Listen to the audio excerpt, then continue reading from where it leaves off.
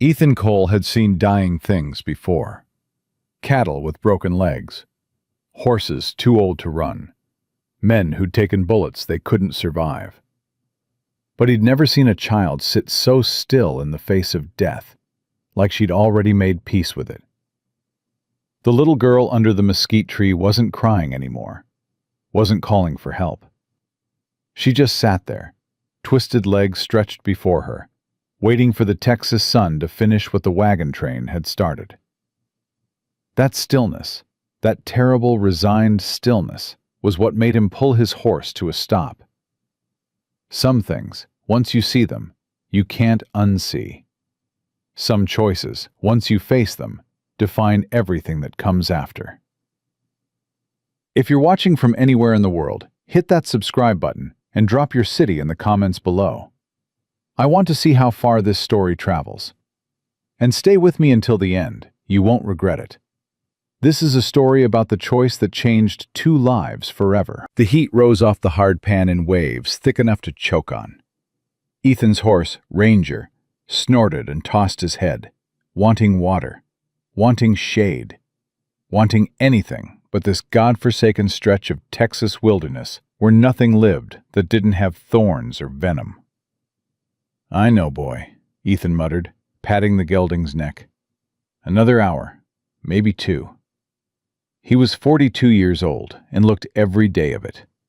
The scar along his jaw, gift from a Comanche knife 15 years back, caught the light when he turned his head. His eyes, once bright blue, had faded to something harder, colder, the kind of eyes that had seen too much and forgiven too little. The ranch waiting for him sat a day's ride north. His partner Samuel would be wondering where the hell he was. 3 months in San Antonio selling cattle, and all Ethan had to show for it was a money pouch that felt too light, and a bone-deep exhaustion that had nothing to do with the miles. That's when he saw her. At first, he thought it was an animal, something small and dark huddled beneath the scraggly mesquite tree that clung to life on the roadside like it was too stubborn to die. But as Ranger closed the distance, the shape resolved into something that made Ethan's hands tighten on the reins. A child. She couldn't have been more than 8 years old. Her dress, once probably blue, was now the color of the dust that covered everything out here. Dark hair hung in tangles around a face streaked with tears and dirt. But it was her eyes that stopped him cold. Gray as creek water in winter, and far too old for the face they occupied. Ethan pulled Ranger to a halt 20 feet away and sat there, studying the scene. Wagon tracks in the road, maybe half a day old, heading west. No bodies, no scattered belongings, just the girl, alone beneath that dying tree. Every instinct screamed at him to keep riding. The frontier was littered with the bones of good Samaritans who'd made the mistake of thinking their charity mattered more than their caution. Out here, you learned quick. Mind your business, keep your head down, and don't stop for every piece of trouble you came across. But something about the stillness of her, the absolute resignation in the slump of her small shoulders, pulled at him in a way he couldn't ignore. He dismounted slowly, deliberately making noise with his spurs so she'd hear him coming. When he was close enough to see her clearly, he stopped again. One leg stretched straight before her at an angle that looked wrong even from a distance. The foot turned inward, the knee locked unnaturally. Even through the torn fabric of her dress, he could see the deformity. "You hurt?" His voice came out rougher than he intended, unused to gentle conversation. She flinched, but didn't look away. "My leg." Her voice was quiet, steady. "It's always been twisted. I was born that way." "Where's your folks?" Something flickered across her face, grief so raw it was painful to witness. "Dead. Fever took them both 3 weeks ago." "And the wagon train?" She already knew he knew the answer, but she said it anyway. "They left me. Mr. Henderson said I was slowing everyone down. Said they had to make Oregon before the snows came." Her voice was matter-of-fact, like she was reporting the weather. Said they couldn't afford to wait for a crippled girl who couldn't even walk right. The casual cruelty of it hit Ethan like a physical blow. He'd seen plenty of hard decisions made on the trail. People left behind who were too sick to travel. Supplies abandoned when the load got too heavy. But a child whose only crime was being born with a twisted leg. When'd they leave you? Yesterday morning. She looked up at the sky, squinting against the brutal sun. I thought maybe they'd come back. That maybe Mr. Henderson would change his mind. Ethan crouched down, bringing himself to her level. Up close, he could see the dehydration in the papery texture of her skin, the way her lips were cracked and bleeding. She'd been without water for more than a day in this heat. Another night, and she'd be dead. What's your name? Lily. Lily Grant. Those ancient eyes studied him with unsettling directness. Are you going to leave me too? The question was asked without accusation. Just a simple request for information from someone who'd learned not to expect much from the world. Ethan looked at her, really looked at her, and felt something shift in his chest. He thought about his own daughter, Emma, who would have been about this age if the cholera hadn't taken her 6 years back. Thought about how she'd loved animals and always pestered him to bring home strays. Thought about how his wife, Sarah, had cried for days after they buried their little girl in the rocky soil behind the ranch house.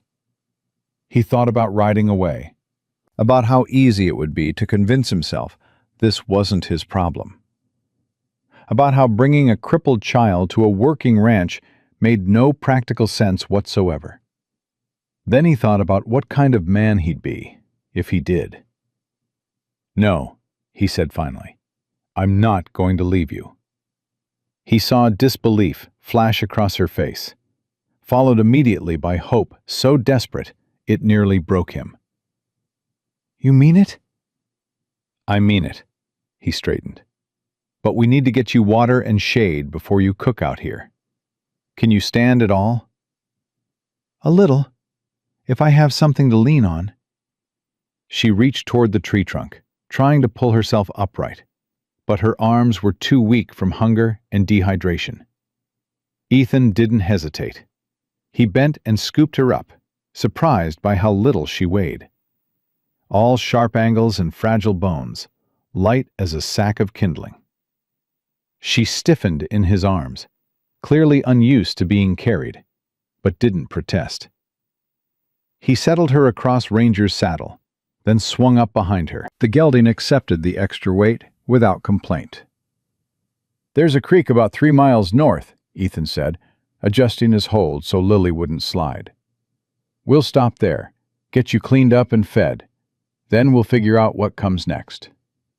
Lily didn't respond, but he felt her relax slightly against him.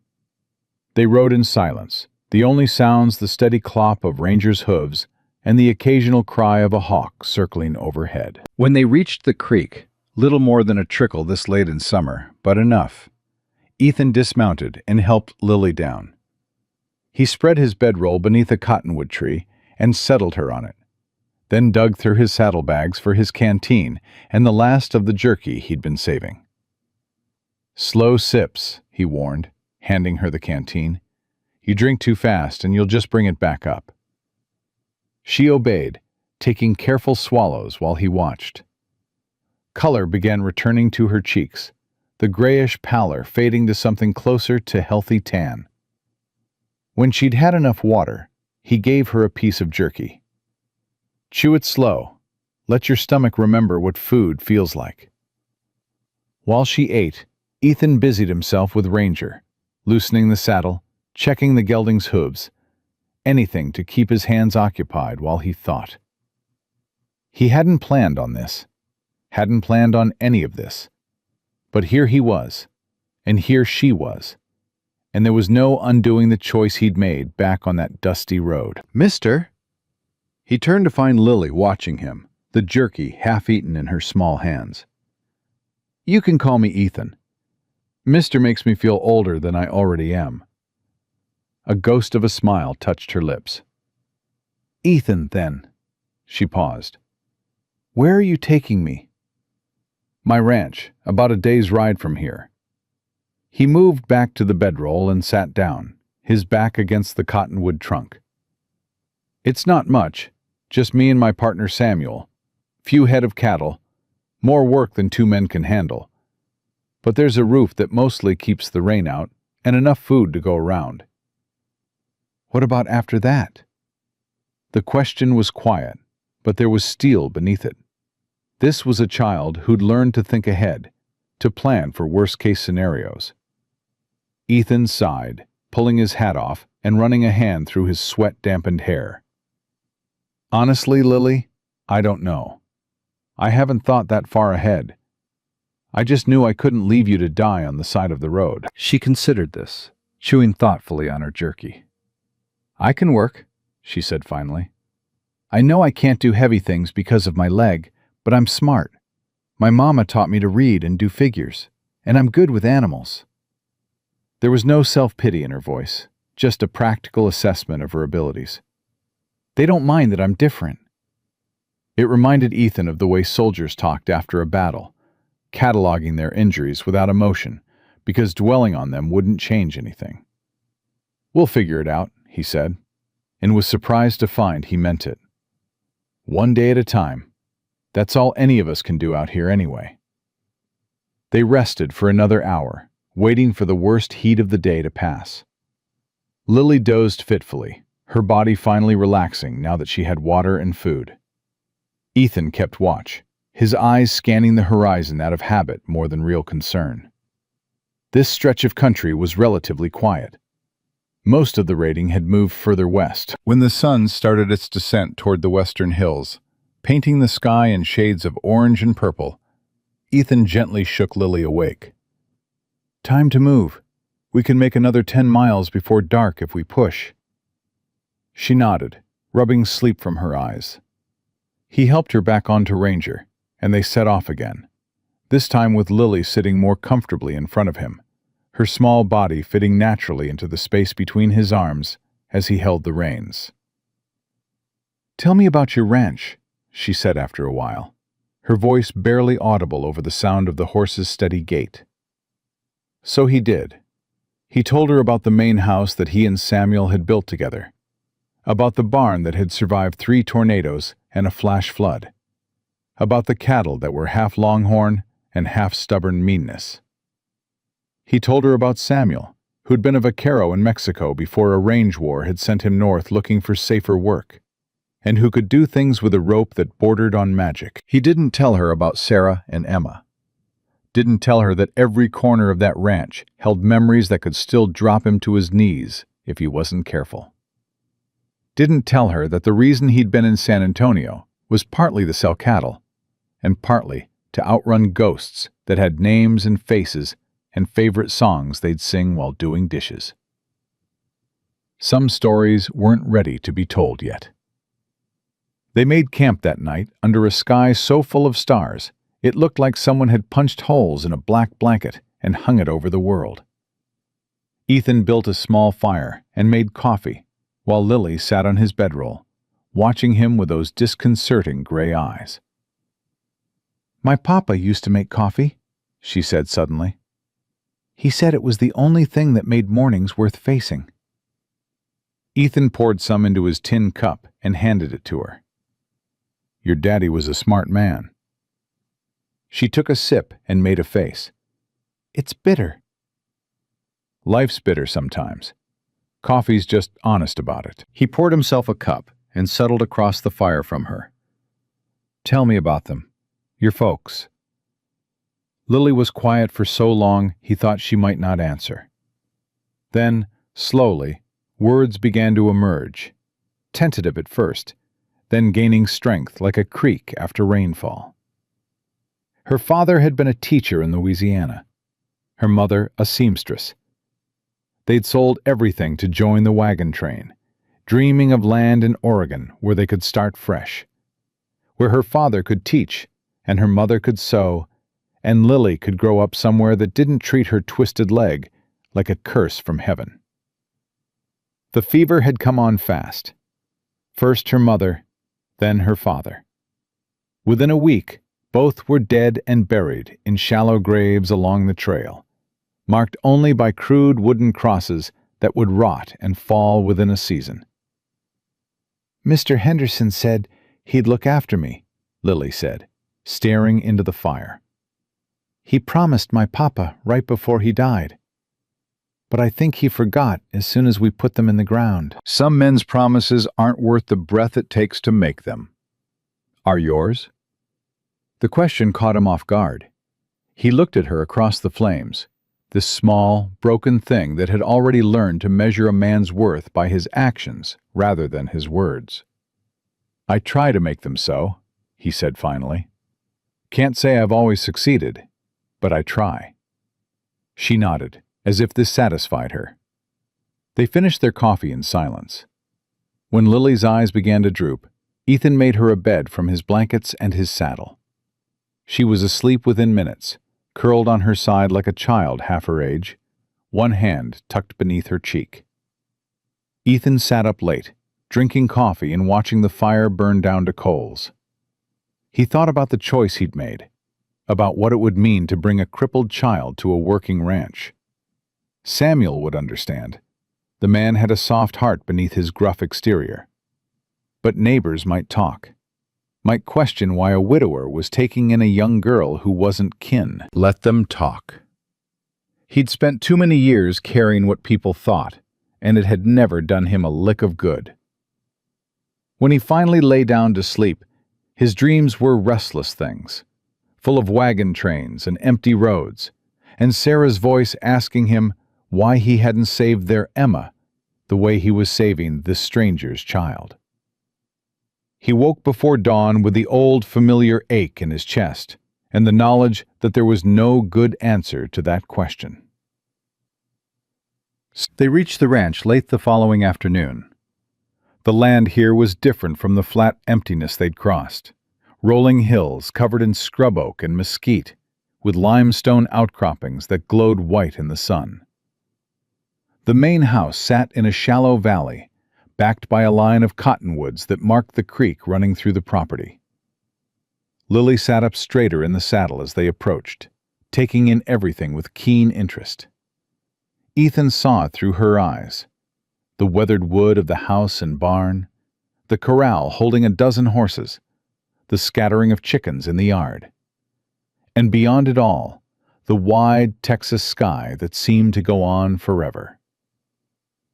Samuel emerged from the barn as they rode up, wiping his hands on a rag and squinting against the sun.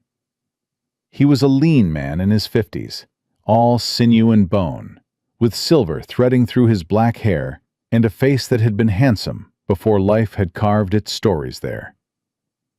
"Boss," he said, his accent turning the word musical. Then his eyes found Lily, and his expression shifted to surprise. "Who's this?" "This is Lily Grant." Ethan dismounted and reached up to help her down. "Found her on the road. She'll be staying with us." To Samuel's credit, he didn't ask the 100 questions that must have been running through his mind.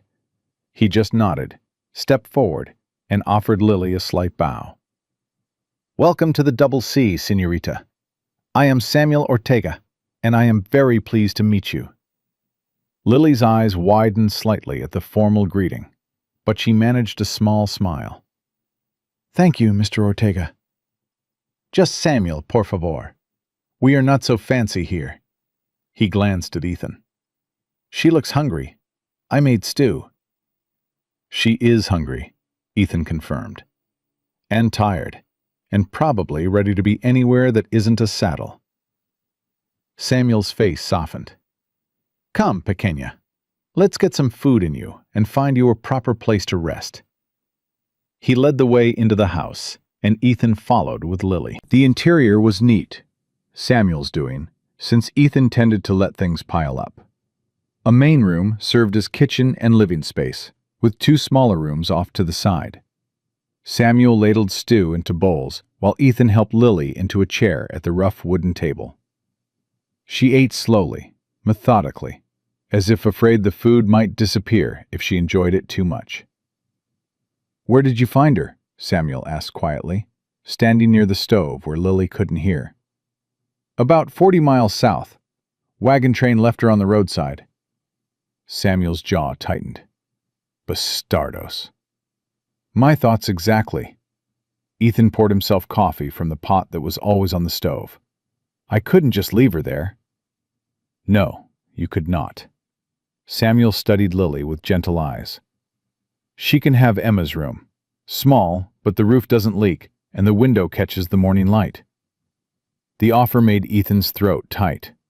Emma's room had sat untouched for 6 years, preserved like a shrine to a life cut short. Sarah had kept it exactly as it was the day their daughter died. And after Sarah's own death 2 years later, Ethan hadn't had the heart to change anything. You sure?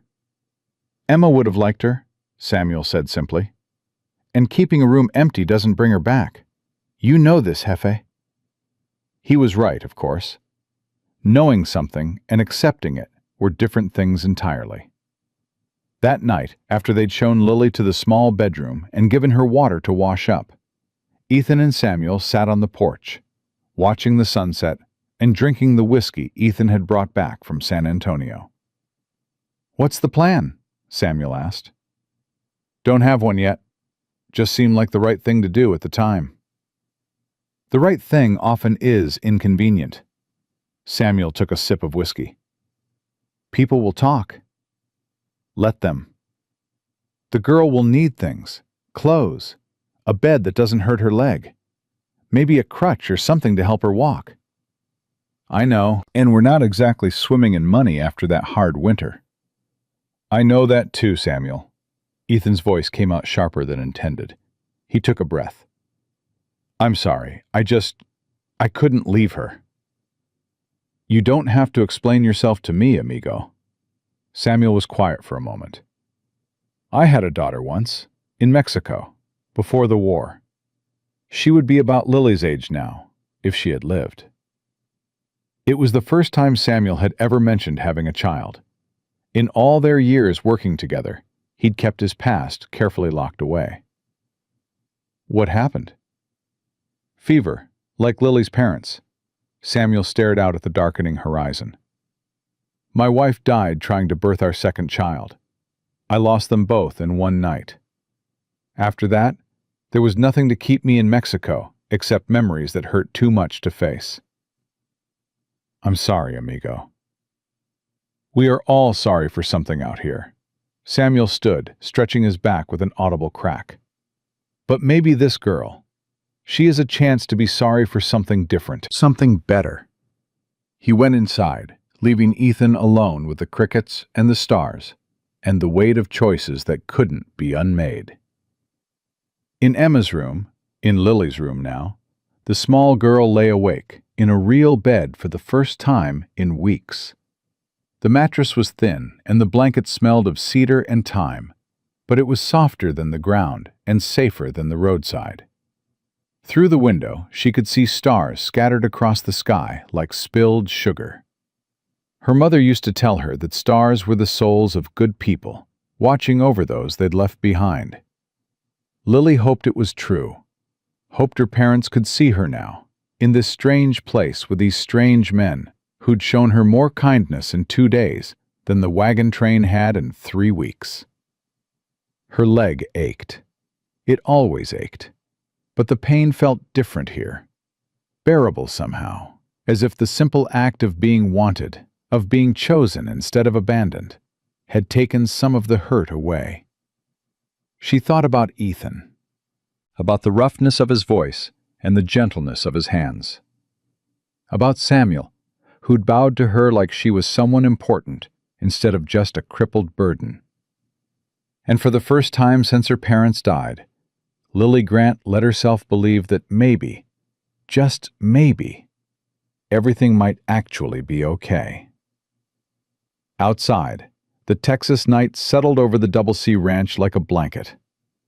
And somewhere in the darkness, a coyote sang its lonely song to the moon.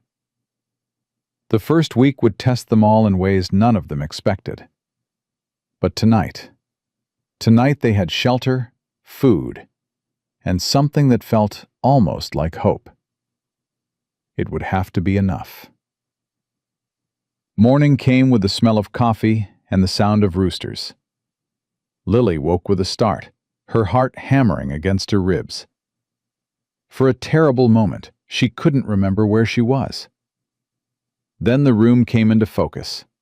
The faded quilt, the window with sunlight streaming through, the photograph on the wall of a woman and child she didn't know. Real. This was real. She pushed herself upright, wincing as pain shot through her twisted leg. It always hurt worse in the mornings, like the night had given the muscles time to remember everything that was wrong with them.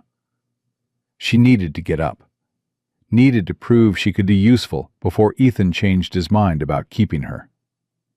The crutch Samuel had fashioned from a broom handle leaned against the wall. Lily grabbed it and pulled herself to her feet, swaying slightly as she found her balance. Voices drifted from the main room, low and conversational, the kind of easy talk that came from years of knowing someone. "Should have told me you were bringing home a child, Hefe." "Didn't exactly plan it, Samuel." "Plans or not, she needs more than we got. Proper clothes, medicine for that leg if there is any, and people are going to ask questions." "Let them ask." Lily's hand tightened on the crutch. They were already talking about her like a problem that needed solving. She took a breath and pushed the door open. Both men turned. Ethan stood by the stove, coffee cup halfway to his lips. Samuel sat at the table, his hands wrapped around his own cup. Neither of them looked upset to see her. If anything, they looked relieved. "Buenos dias, pequeña," Samuel said, standing. "You sleep okay?" "Yes, sir. Thank you." Lily moved toward the table, each step deliberate and careful. "I can work. Whatever you need. I'm strong." Ethan set his cup down. "Lily, you just got here. You don't have to." "I do." The words came out sharper than she intended.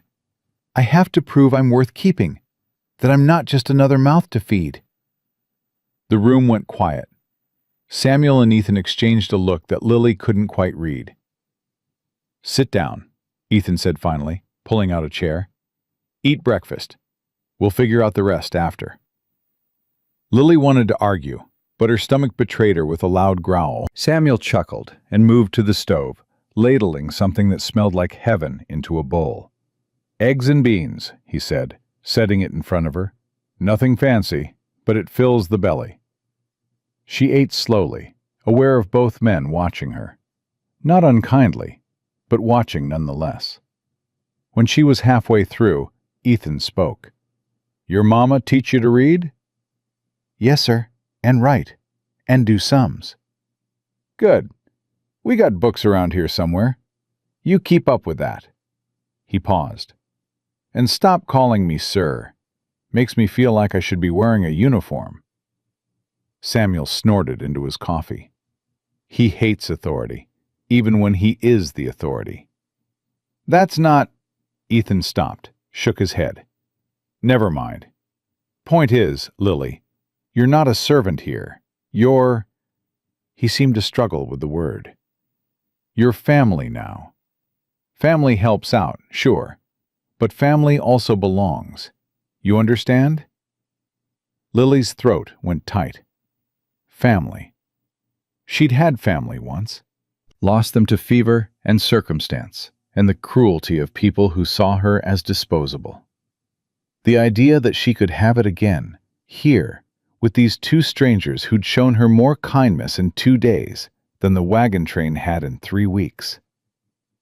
"I understand," she whispered. "Good." Ethan stood, grabbing his hat from a peg by the door. "Samuel, show her around. Let her get her bearings. I need to check on the cattle in the south pasture." After he left, Samuel cleared the breakfast dishes and then gestured for Lily to follow him outside. The ranch looked different in daylight, bigger somehow and more alive. Chickens scratched in the dirt, horses moved in the corral. Somewhere, a cow lowed. "Over there is the barn," Samuel said, pointing. "We keep the horses, some equipment, hay for winter. That building next to it is the smokehouse. And past that, the vegetable garden, though right now it's mostly weeds and hope. Lily took it all in, committing every detail to memory. What can I do? To help, I mean. Samuel studied her for a long moment. The chickens need feeding. Think you can handle that? Yes, sir. Samuel. Just Samuel. He showed her where the feed was kept, how much to scatter, how to move slowly so the hens wouldn't panic. They're temperamental creatures, spook easy, but they lay good eggs if you treat them right. Lily scattered the feed, talking softly to the birds the way her mother had taught her.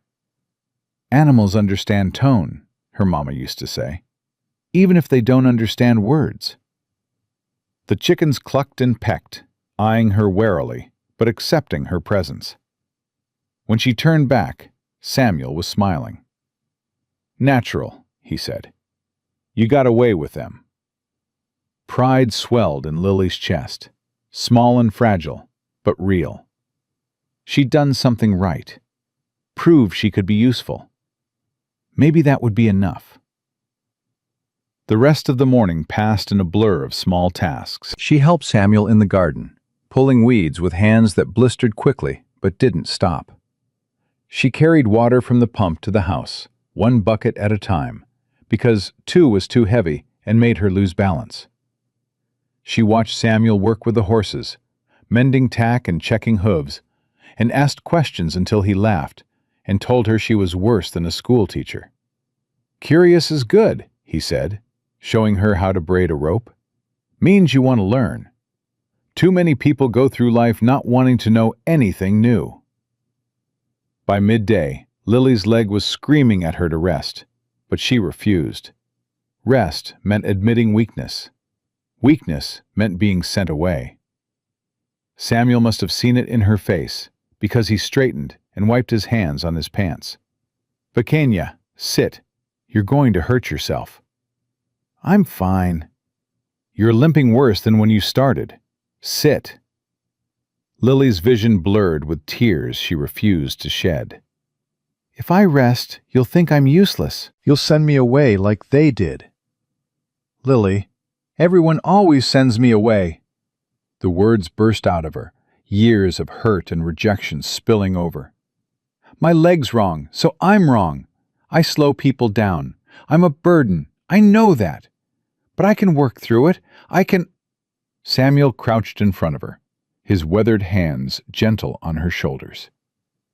"Listen to me. Working yourself to death doesn't prove you're strong. It just proves you don't know when to stop. Real strength? That's knowing your limits and asking for help when you need it. But no buts. You rest now, or I'll tell Ethan you're being stubborn, and he'll make you rest. Your choice." Lily slumped onto a hay bale, defeated. Samuel disappeared into the barn and returned a few minutes later with a pile of leather and wood. "I've been thinking," he said, settling beside her. "That stick I gave you last night. It's garbage. You need something better. Something that fits you right." He spent the next hour carving and shaping, his knife moving with practiced ease. Lily watched, fascinated, as a crutch took shape. Not crude like the one she'd been using, but carefully made, with padding for her underarm and a grip that fit her hand. "Try this," Samuel said, handing it to her. Lily stood, testing the crutch. It was lighter than the broom handle, and the height was perfect. She took a few steps, then a few more. For the first time in her life, walking felt less like a battle and more like something she might actually win. "It's perfect," she breathed. Samuel grinned. "Good. Now rest. I mean it." That afternoon, while Samuel worked on fence repairs, Lily explored the barn. It was cooler inside, shadowy and quiet except for the soft sounds of horses moving in their stalls. She moved down the row, studying each animal. A bay mare with kind eyes. A paint gelding who snorted when she got too close. a dun horse who ignored her completely. Then she reached the last stall, and everything stopped. The horse inside was massive, easily 17 hands, with a coat the color of smoke and eyes that held something wild and broken. Scars crisscrossed his flanks, old wounds that told stories of whips and spurs and cruelty. He stood in the far corner, trembling, his ears pinned back. "Don't get too close to that one." Lily spun to find Samuel standing behind her, his face grim. "What's wrong with him?" "Ghost. Previous owner beat him near to death before Ethan bought him off a man who was going to shoot him for being too wild." Samuel shook his head. "We've had him 6 months. He still won't let anyone near him. Ethan keeps hoping he'll settle, but I think some things are broken too badly to fix." Lily looked back at the horse. Ghost stared at her with dark, intelligent eyes that held the same fear and resignation she'd felt sitting under that mesquite tree, waiting to die. "He's not broken," she said softly. "He's scared." "Scared things can be dangerous, Pequeña. So can scared people. Doesn't mean they're not worth saving." Samuel opened his mouth to respond, but the sound of hoofbeats cut him off. Ethan rode into the yard, Ranger lathered with sweat. "We need to go to town," Ethan called out, dismounting. "Store owner sent word we got a delivery waiting. Supplies I ordered before San Antonio." "I can fetch it tomorrow," Samuel offered. "Need to go today. They're holding it in the back room, and Henderson wants the space." Ethan glanced at Lily. "Means you're coming with us. Can't leave you here alone. Not yet." Lily's stomach nodded. Town meant people. People meant questions, stares, judgment. But she nodded, because what choice did she have? 30 minutes later, she sat in the wagon between Ethan and Samuel, watching the ranch disappear behind them. The ride to town took an hour, long enough for Lily's anxiety to build into something close to panic. She'd never done well with crowds, with the way people looked at her leg, and then quickly looked away, like her deformity was something shameful they didn't want to acknowledge. Cedar Creek wasn't much of a town, just a main street lined with wooden buildings that leaned on each other for support. But to Lily, who'd spent the last 2 days on a ranch with only 2 men for company, it felt enormous.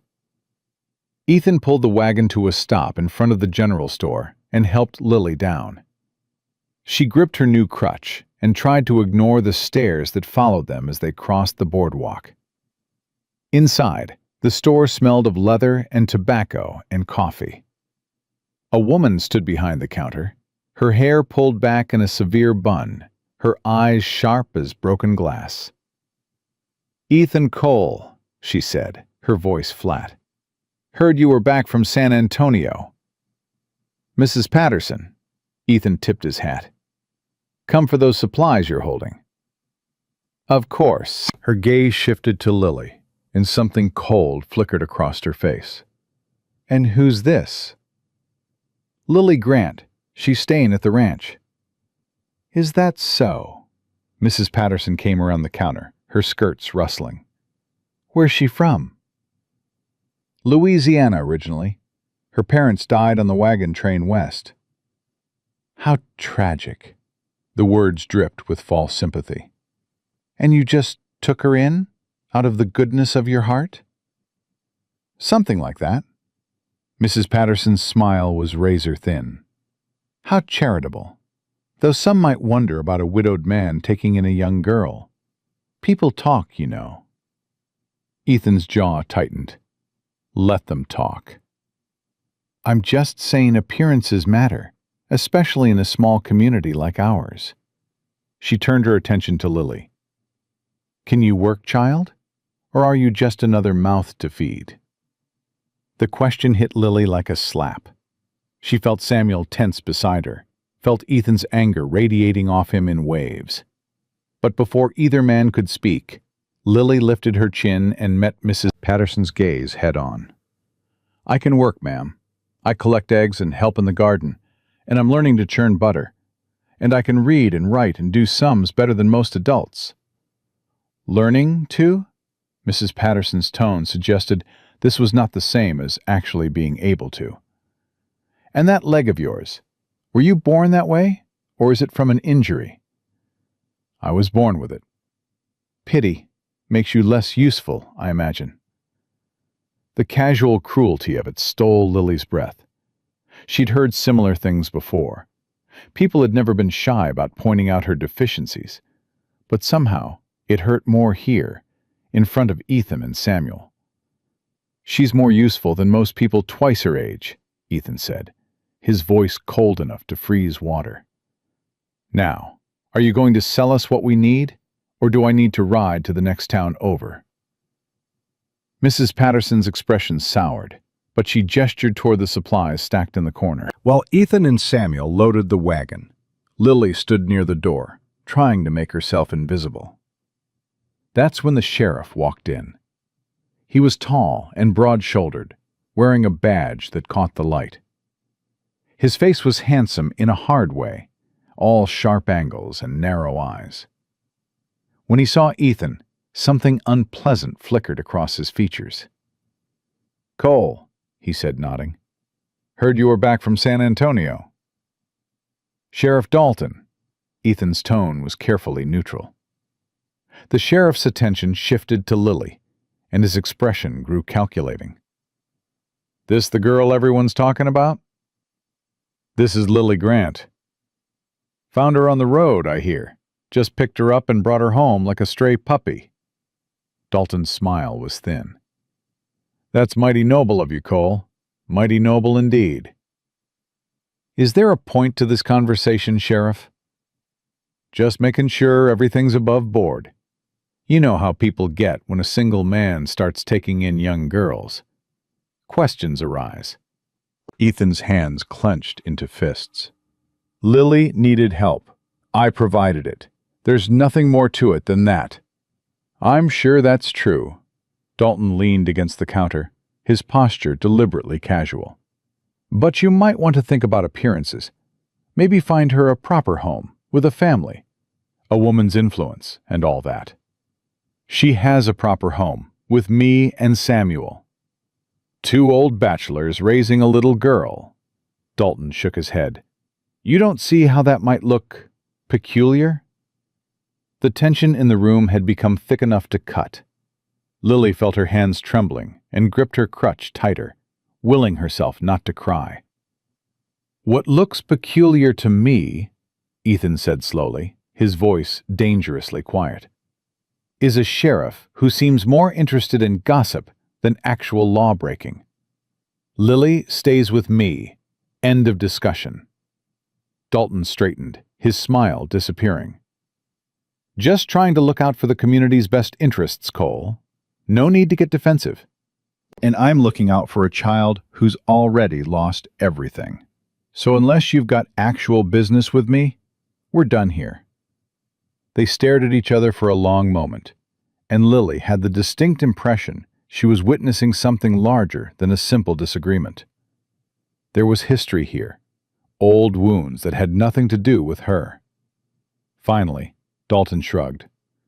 "Suit yourself, but don't say I didn't warn you when the gossip gets worse." He tipped his hat to Mrs. Patterson and left, the door swinging shut behind him with more force than necessary. The ride back to the ranch was quiet. Lily sat between Ethan and Samuel, trying to make sense of what had just happened. The hostility had been unexpected, the casual cruelty from strangers toward someone they didn't even know. "I'm sorry," she said finally, breaking the silence. Ethan glanced at her. "What for?" "For causing problems, for making people talk." "Lily, you haven't done anything wrong. People like Miss Patterson and Sheriff Dalton, they're small-minded and scared of anything that doesn't fit into their neat little boxes." He adjusted his grip on the reins. "You let them bother you, and they win. You understand?" "But what if they're right? What if people think bad things about you because of me?" "Then they're fools, and their opinions aren't worth the breath it would take to argue with them. His expression softened slightly. "You listen to me. You belong at the Double C. You've earned your place there through hard work and decency. Anyone who can't see that isn't worth your concern." The words helped, but Lily couldn't quite shake the uneasy feeling that had settled in her stomach. She'd learned early in life that the opinions of the powerful mattered, whether they should or not. And Sheriff Dalton had the weight of the law behind him. When they arrived back at the ranch, Samuel disappeared into the barn without a word. Ethan helped Lily down from the wagon, his face troubled. "Go rest," he said gently.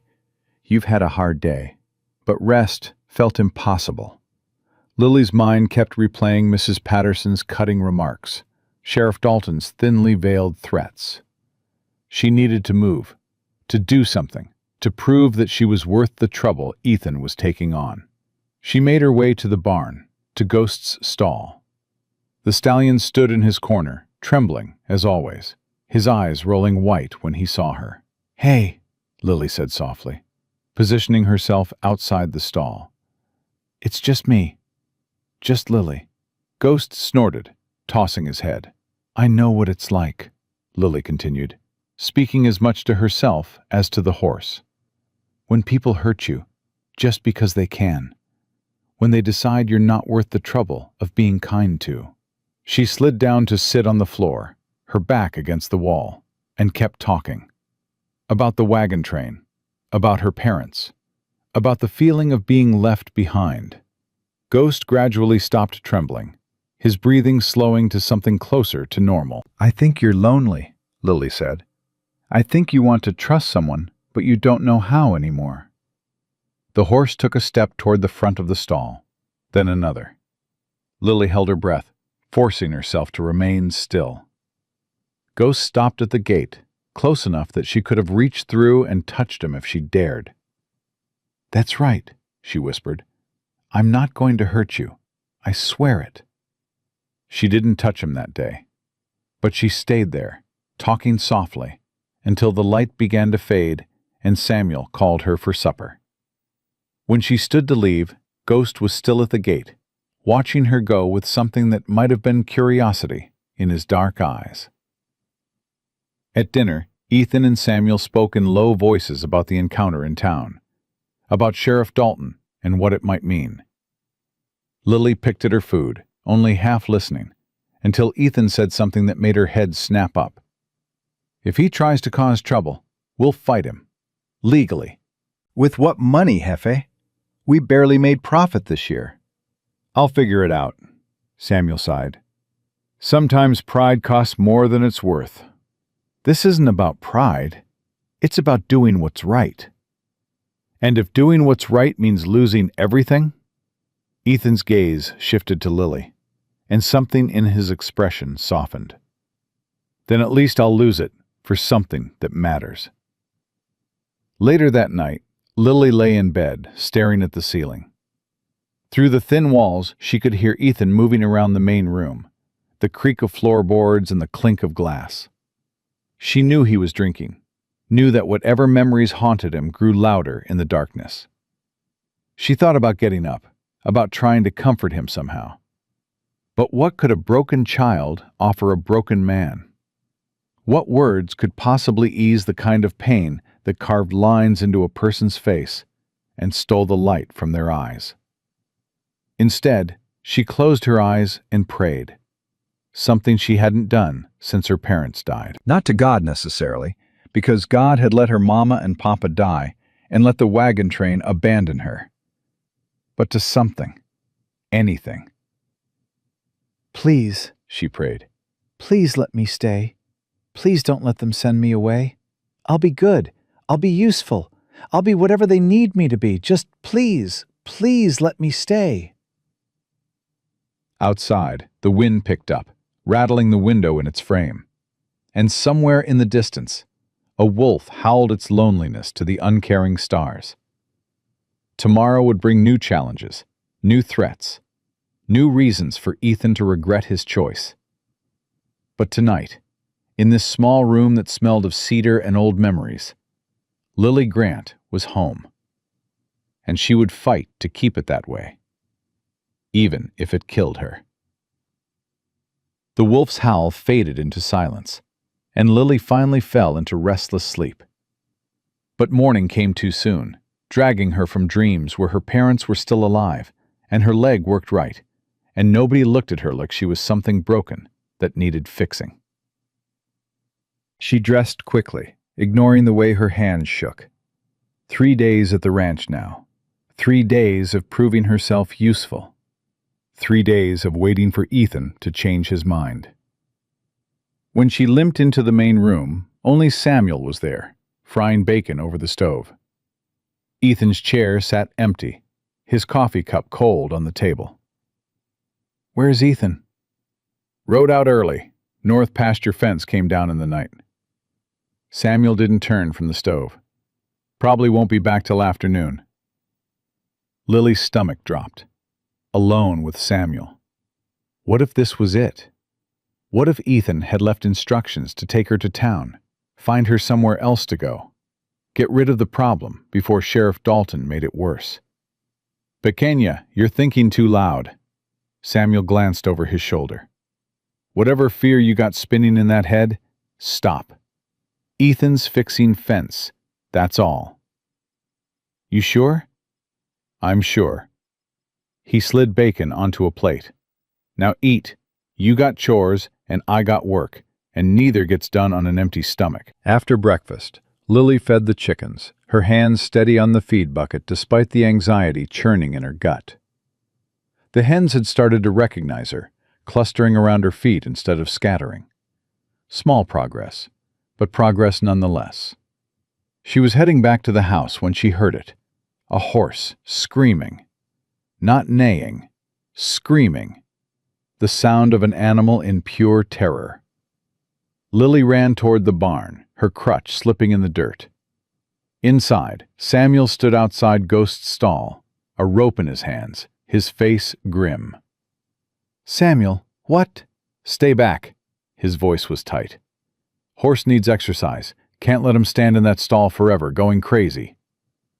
Ghost was pressed into the far corner, his eyes rolling white, his whole body shaking. Samuel took a step forward, and the stallion exploded, rearing, striking at the air, teeth bared. "Samuel, stop! He needs to learn to trust. Not like this!" Lily pushed past him, dropping her crutch, gripping the stall door to stay upright. "You're scaring him worse."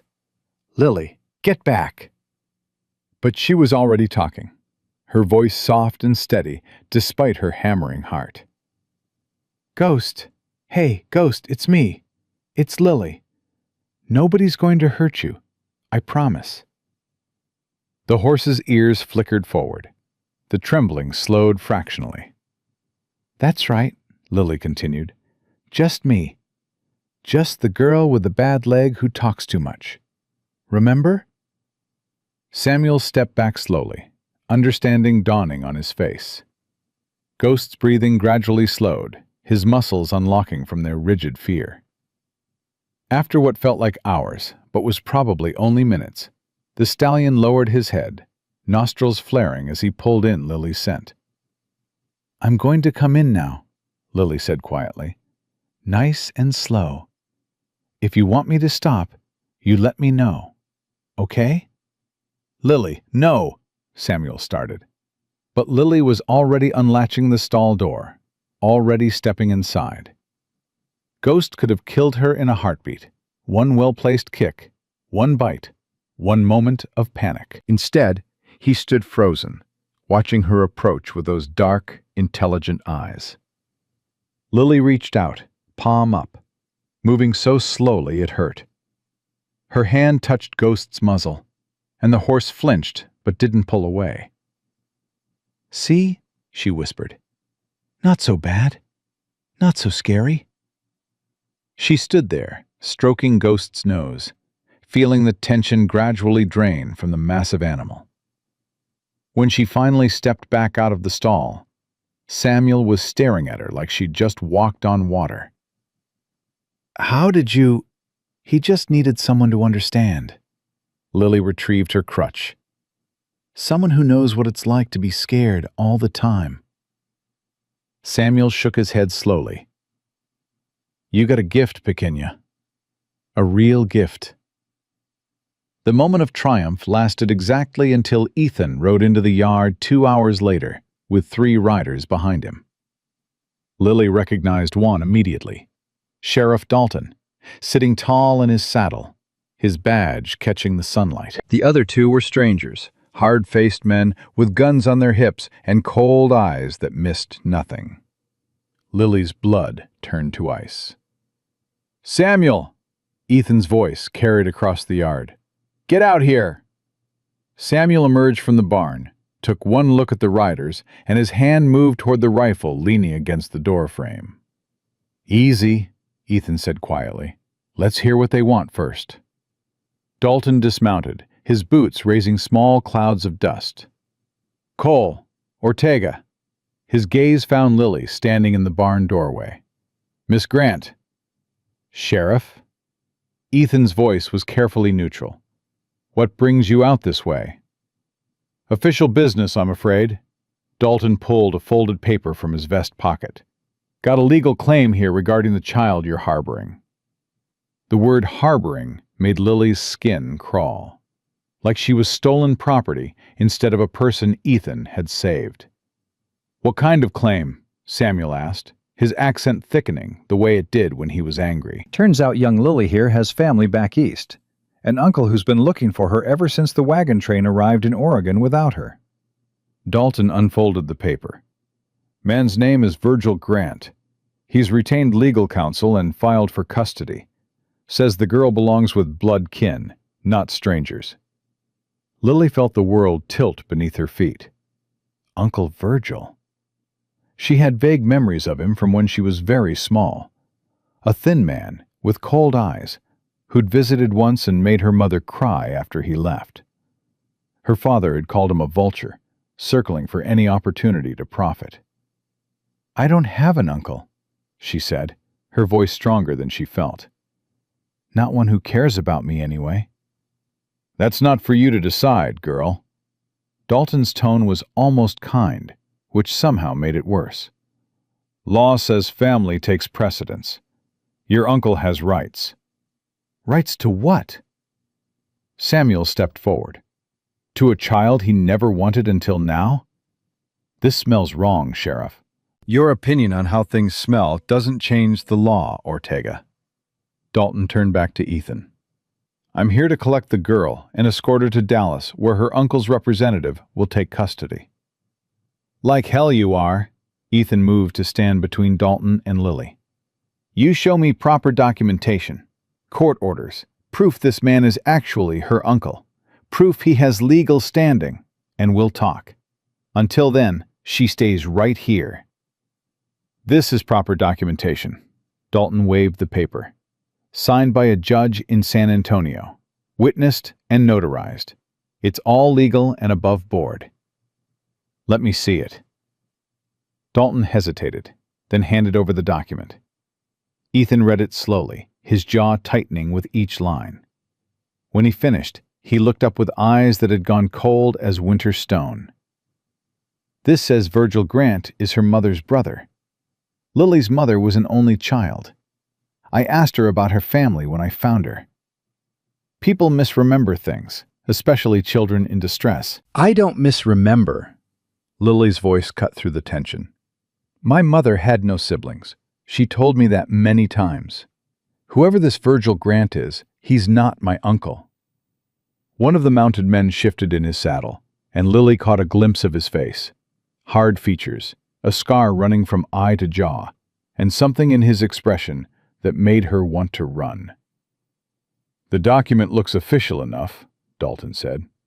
"And I've got orders to bring you in regardless of what you remember or don't remember. So you can come peaceful, or we can do this the hard way." "You're not taking her." Ethan's hand moved to his hip, where Lily knew he kept his revolver. "Not without a fight." "Don't be stupid, Cole. You're outnumbered and outgunned." Samuel had moved to Ethan's left, positioning himself for crossfire. The 3 mounted men spread out slightly, hands drifting toward their weapons. The air itself seemed to hold its breath. Lily's mind raced. She'd caused this. Her presence had brought violence to the doorstep of men who'd shown her nothing but kindness. If shooting started, people would die. And it would be her fault. "Wait!" She stepped forward, her crutch tapping against the packed earth. "Just wait!" "Lily, get back inside," Ethan said, not taking his eyes off Dalton. "No." She moved past him, ignoring his muttered curse. She positioned herself between the two groups, small and fragile, but determined. "If this is about me, then I should have a say."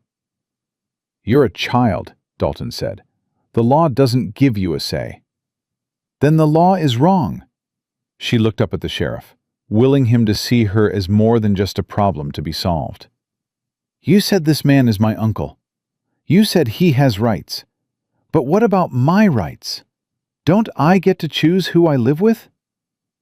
"Not when you're 8 years old, you don't." "I'm almost 9, and I'm smart enough to know when something's wrong." She gestured to the scarred man on horseback. That man isn't a lawman.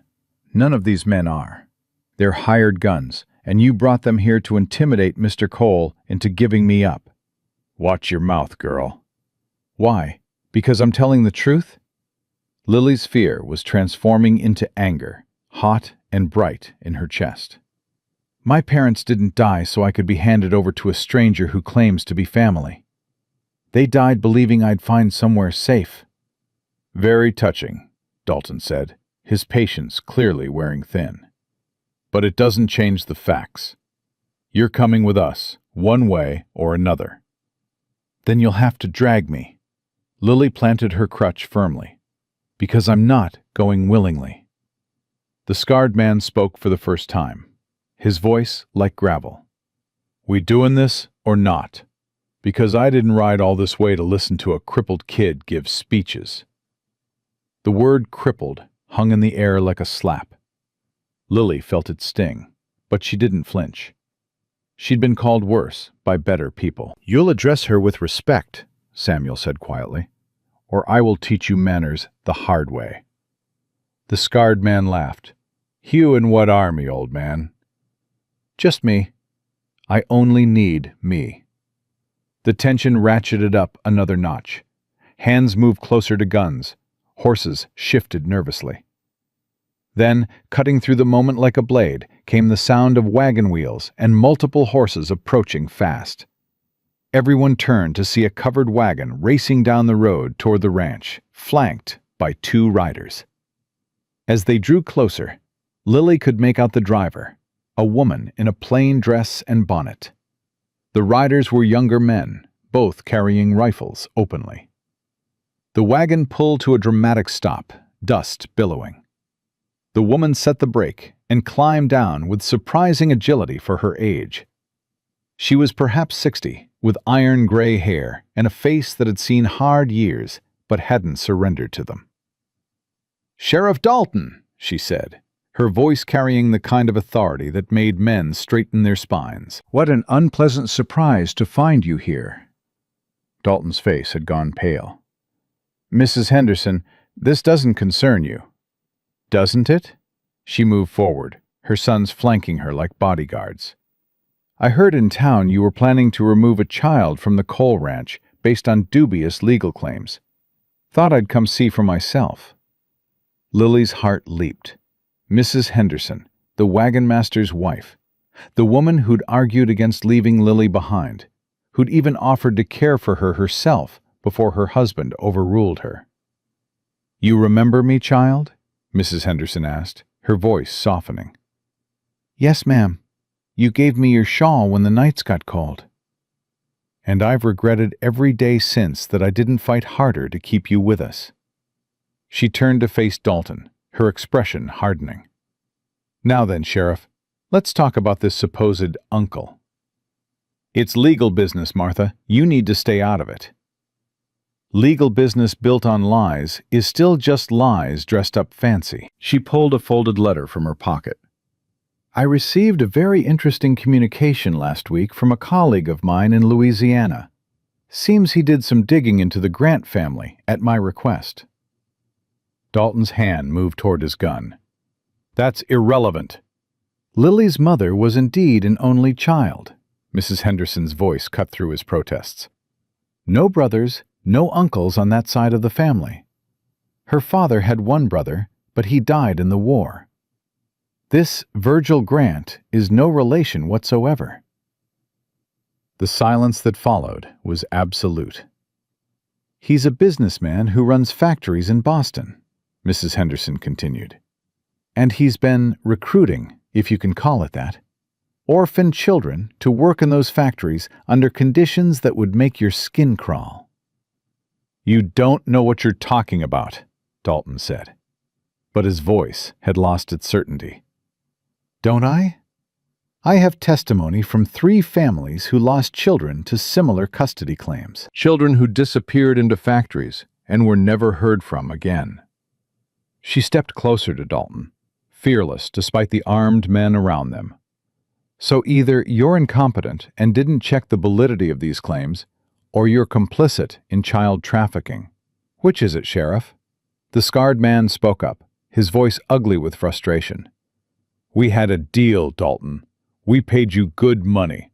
Shut up, Graves, Dalton rounded on the man. Like hell I will. We came all the way from Boston, based on your assurances that you could deliver the merchandise. I said shut up. Dalton's composure finally cracked completely. Mrs. Henderson's son had his rifle up and aimed.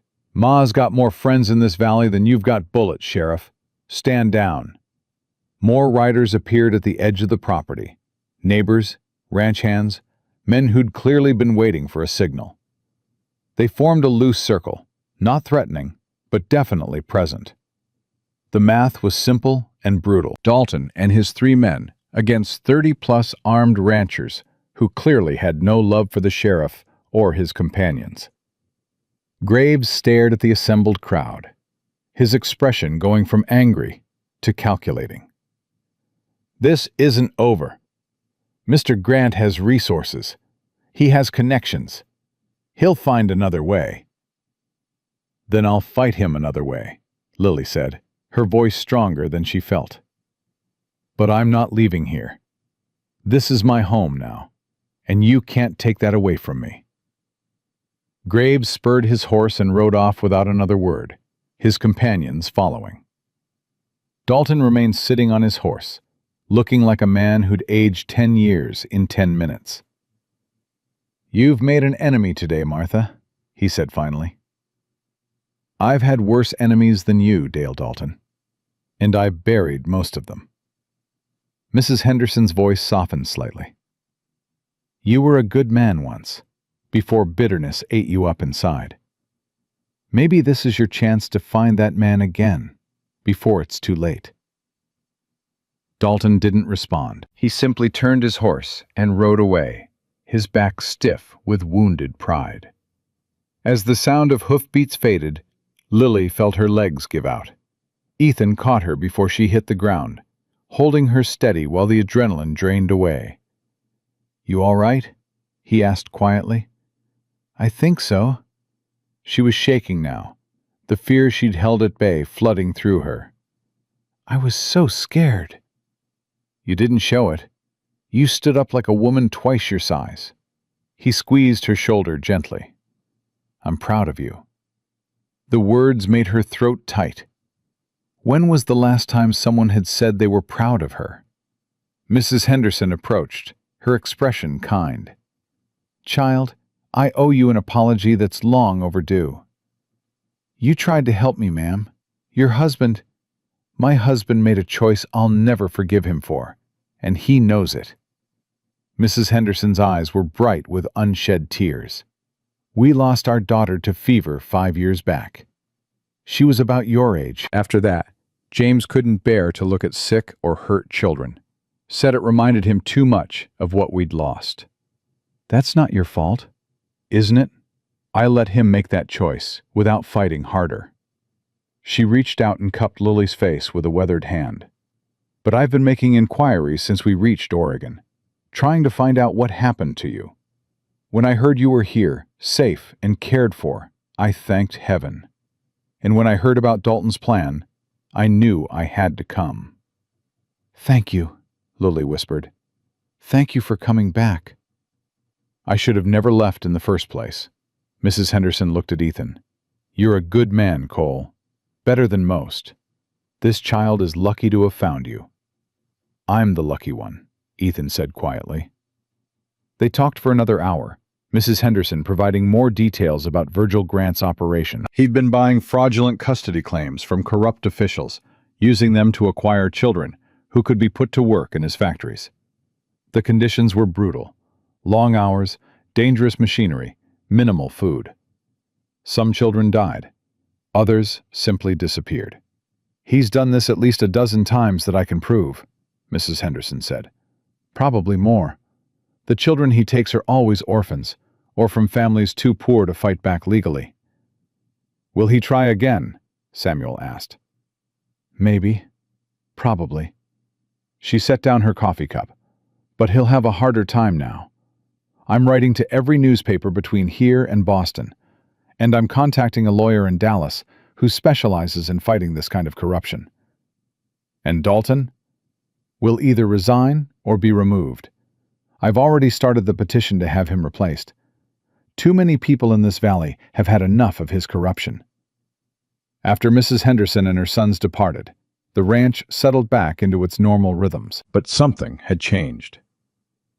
The neighbors who'd shown up to help lingered, asking questions about Lily, offering support.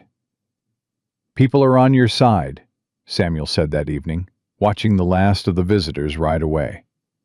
That's worth more than gold out here. But Lily couldn't shake the fear that had settled in her bones. Virgil Grant was still out there. Men like him didn't give up easy when there was profit involved. That night, she couldn't sleep. Every sound made her jump. The creak of floorboards, the rustle of wind, the distant howl of coyotes. She finally gave up and made her way outside, needing air, needing space. Ghost was awake in his stall, nickering softly when he heard her approach. Lily slipped inside, no longer afraid, and leaned against the horse's warm flank. We're the same, you and me, she whispered. Broken things that people want to use or throw away. But we're still here, still fighting. Ghost lowered his head, breathing warm air against her hair, and for the first time since the confrontation with Dalton, Lily felt something like peace. She didn't hear Ethan approach until he spoke from the barn doorway. Couldn't sleep either? Too much thinking. He moved closer, leaning against the stall door. Want to talk about it? What if he comes back? What if next time Mrs. Henderson isn't here to stop him? Then we'll stop him ourselves. Ethan's voice was firm. Lily, I want you to understand something. What happened today wasn't just about keeping you safe from a bad situation. It was about fighting for your right to choose your own future. I'm 8 years old. I don't have rights. You have the ones we give you, the ones we're willing to fight for. He paused. When my daughter died, I thought my life was over. When Sarah died 2 years later, I was certain of it. I went through the motions, working, eating, sleeping, but I wasn't really living. Lily waited, sensing he needed to tell this story. Then I found you on that road, and something shifted. Suddenly I had a reason to get up in the morning that wasn't just obligation. I had someone depending on me, someone who needed me to be better than I've been. He looked at her, his eyes reflecting the lamplight. You gave me purpose again, Lily. So when I say I'll fight for you, I mean it with everything I am. What if I'm not worth fighting for? Don't ever say that. Don't ever think it. His voice was fierce. You're worth every bit of trouble you've caused and more. You're smart. You're brave.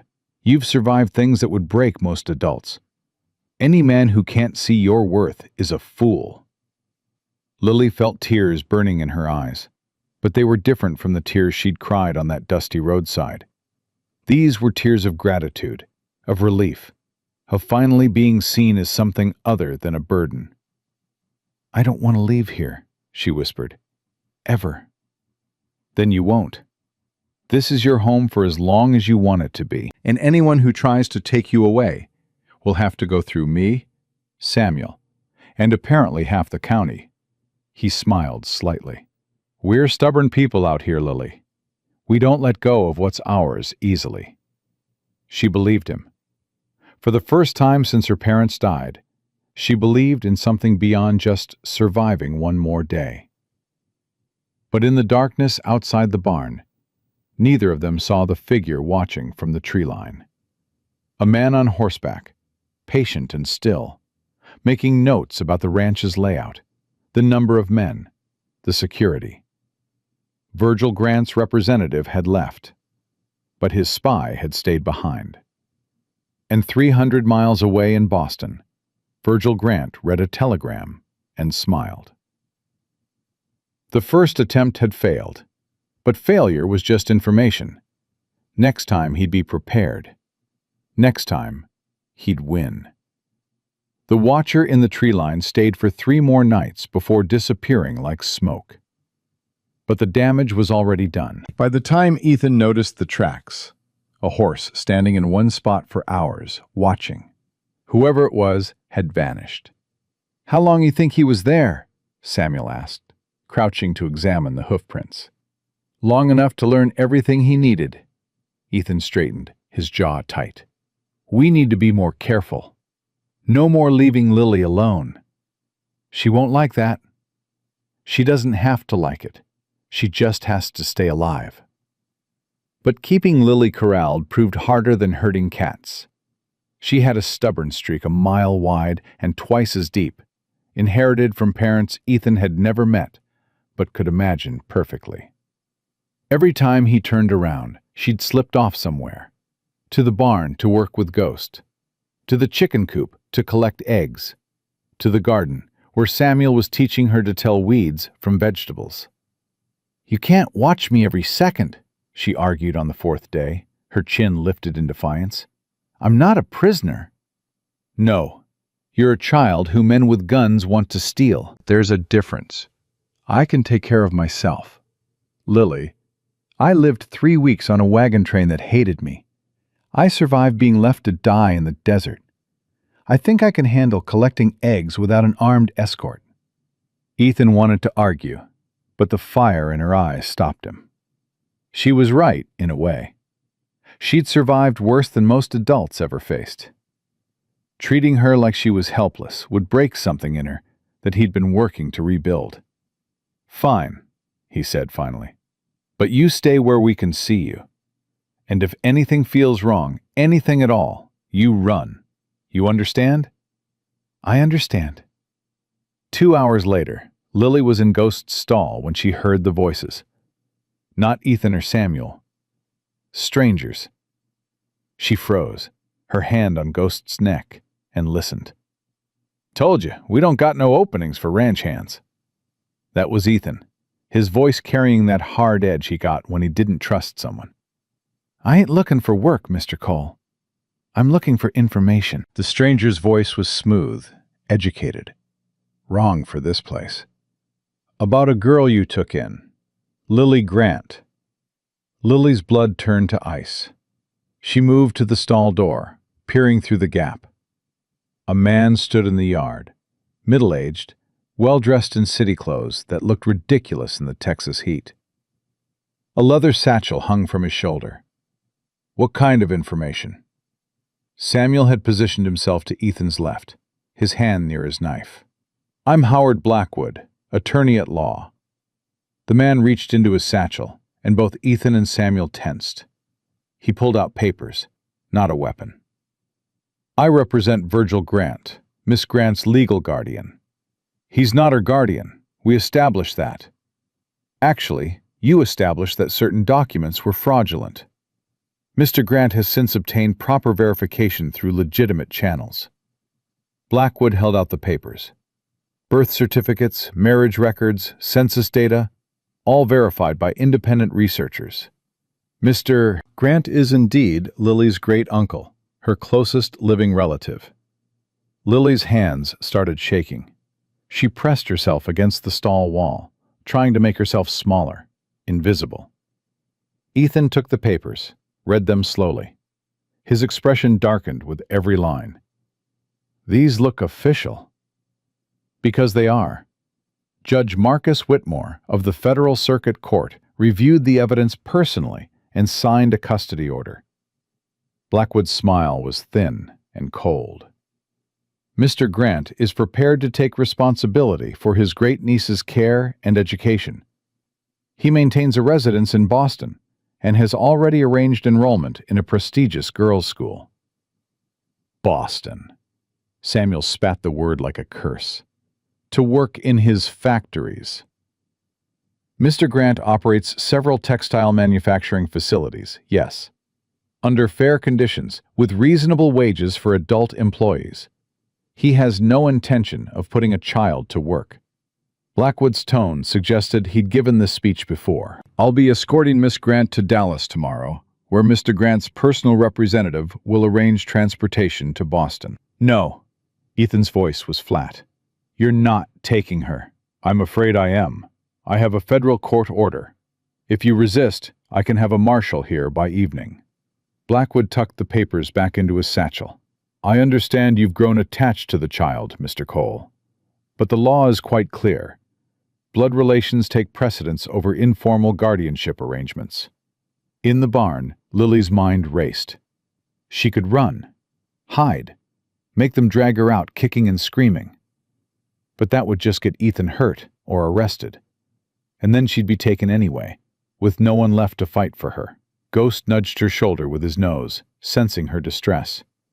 She buried her face in the horse's mane, breathing in his scent of hay and leather and wild things learning to trust. How long do we have?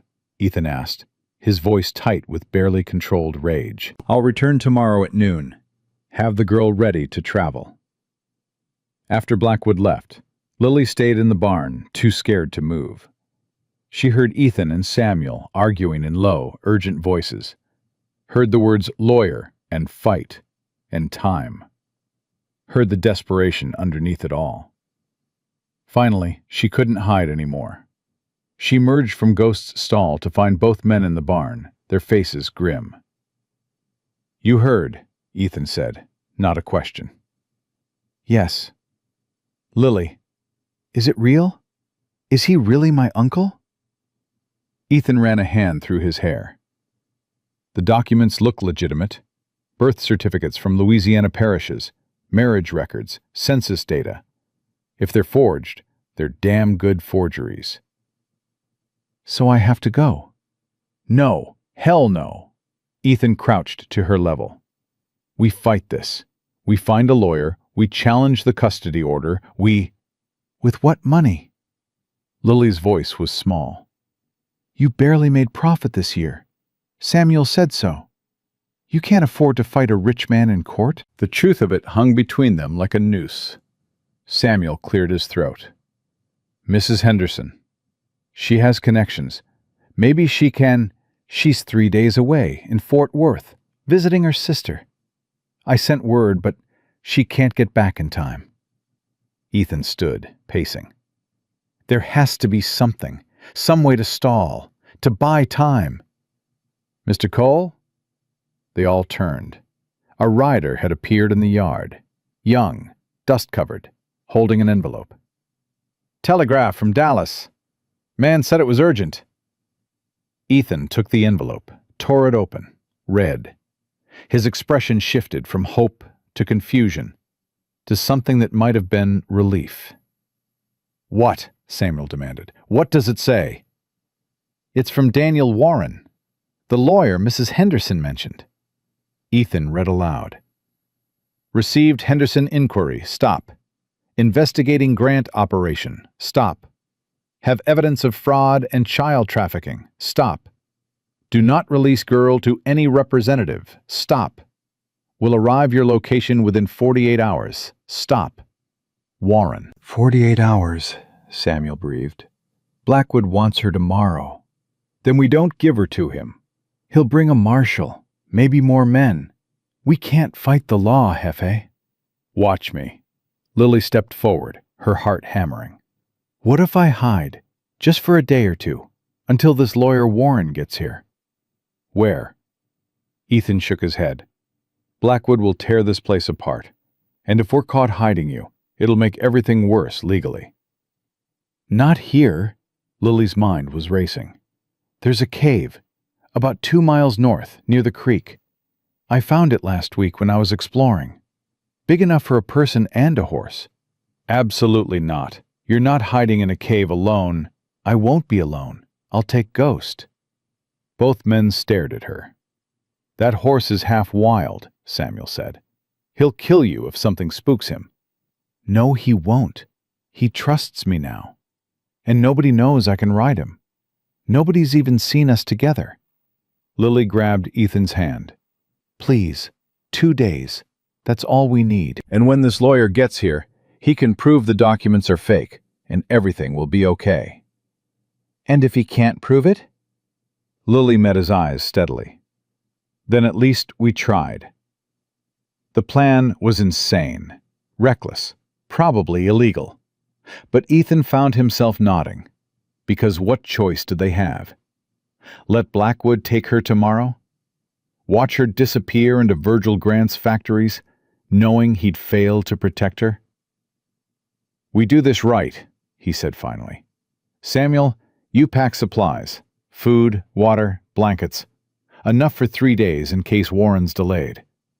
I'll saddle Ghost. You sure about this, Jefe? If we're caught, we're already caught. This just gives us a fighting chance. An hour later, as the sun started to set, Lily stood beside Ghost in the barn. The horse was saddled and loaded with supplies. Samuel had included a knife, matches, and a rifle that Lily barely knew how to use. You remember how to get there? Samuel asked for the 3rd time. Follow the creek north. 2 miles. The cave is on the east bank, hidden behind brush. And if someone finds you? I run, deeper into the hills. Don't come back until I hear from you directly. Ethan appeared with a small leather pouch. Money, not much, but enough to buy passage somewhere if things go wrong. If Warren doesn't show, if this all falls apart, you head west. Find another town. Tell them your name is Sarah Cole and your father died on the trail. Someone will take you in. That's your wife's name. She'd want you to have it. His voice cracked. Lily, I need you to know, if this doesn't work, if I can't fix this, it's not because you're not worth fighting for. You understand? Lily threw her arms around him, crutch clattering to the ground. He held her tight, this broken man who'd stopped on a dusty road when he could have ridden past. This stranger who'd become something like a father in the space of 2 weeks. I know, she whispered. I know. Samuel boosted her onto Ghost's back. The horse stood perfectly still, as if he understood the weight of this moment. Lily settled into the saddle, gathered the reins, and looked down at the 2 men who'd changed her life. I'll see you in 2 days, she said, forcing confidence into her voice. 2 days, Ethan agreed. And Lily, if anyone asks Ghost where you are, tell him to kick them. She managed a small laugh despite the fear churning in her gut. Then she urged Ghost forward, out of the barn, into the gathering darkness. Behind her, Ethan and Samuel watched until she disappeared into the night. Then they turned back to the ranch to prepare for the confrontation that would come at noon tomorrow. Lily rode hard for the first mile, Ghost's hooves pounding the earth in a rhythm that matched her racing heart. The creek appeared like a silver ribbon in the moonlight, and she followed it north, counting distance, watching for landmarks. The cave was exactly where she remembered. A dark opening in the limestone, hidden by scrub brush and accessible only from the creek bed. She dismounted, led Ghost inside, and exhaled when she realized the space was bigger than it had looked from outside. High enough for the horse to stand comfortably, deep enough to hide them both. She unsaddled Ghost, rubbed him down with an old blanket, gave him water from her canteen and feed from the saddlebags. The horse ate calmly, unbothered by the cave or the darkness or the strangeness of it all. "Good boy," Lily murmured, running her hands along his neck. "We're going to be okay. Just 2 days. We can do 2 days." She made herself a bed from the blankets Samuel had packed, checked the supplies, jerky, hardtack, apples, a canteen she'd need to refill from the creek tomorrow. The rifle leaned against the cave wall, loaded and ready. She hoped she wouldn't need it. Sleep came in fits and starts, broken by every sound, the rustle of nocturnal animals, the whisper of wind through brush, the steady breathing of the horse beside her. She dreamed of her parents, of the wagon train, of Ethan's face when Blackwood had shown him those papers. She woke to gray dawn light filtering through the cave entrance and the sound of riders in the distance. Lily scrambled to her feet, pressing herself against the cave wall. Ghost's ears pricked forward, listening. The riders passed without stopping, heading toward the ranch. 3 men, maybe 4. She waited until the hoofbeats faded before breathing again. Back at the ranch, Ethan stood on the porch with Samuel beside him and a rifle in his hands. Blackwood rode up precisely at noon with a federal marshal and 2 hired guns. "Mr. Cole," Blackwood said, dismounting, "I trust you have the girl ready to travel." "The girl has a name, and no, she's not ready." The marshal stepped forward, an older man with gray hair and tired eyes. "Mr. Cole, I'm Marshal Davies. I have a federal court order requiring you to release custody of Lily Grant. I'd prefer to do this peacefully." "So would I, but I'm not handing over a child to a man who profits from child labor." "That's a serious accusation," Blackwood said smoothly. "Do you have evidence?" "It's coming. Lawyer named Daniel Warren. He's investigating Virgil Grant's operations. Should be here within 48 hours. "I see." Blackwood exchanged a glance with the marshal. "Well, that's quite convenient. In the meantime, the court order stands. Where is the girl?" "Safe." "That wasn't the question." "It's the only answer you're getting." The marshal sighed. "Mr. Cole, don't make this harder than it needs to be. If you're hiding the child, that's obstruction. I'll have to place you under arrest." "Then arrest me. But you're not searching my property without probable cause." Your refusal to comply with a court order is probable cause. One of the hired guns moved toward the barn. Samuel shifted his rifle fractionally. "I wouldn't do that if I were you." "Stand down," the marshal ordered. "Everyone just stand down." He turned back to Ethan. "You're making a mistake, Cole. A big one. Whatever you think you're protecting her from, you're only making it worse." "Am I? Because from where I stand, I'm protecting a child from being sold into servitude by a man who buys orphans like they're cattle." "Those are inflammatory accusations based on nothing but rumor. Based on testimony from families whose children disappeared into Grant's factories and never came out." Ethan's voice was steel. "Based on medical records showing injuries consistent with factory work. Based on financial documents proving Grant profits directly from child labor. That lawyer Warren has all of it, and when he gets here, your whole house of cards collapses." Blackwood's professional mask slipped for just a moment, revealing something cold and calculating underneath.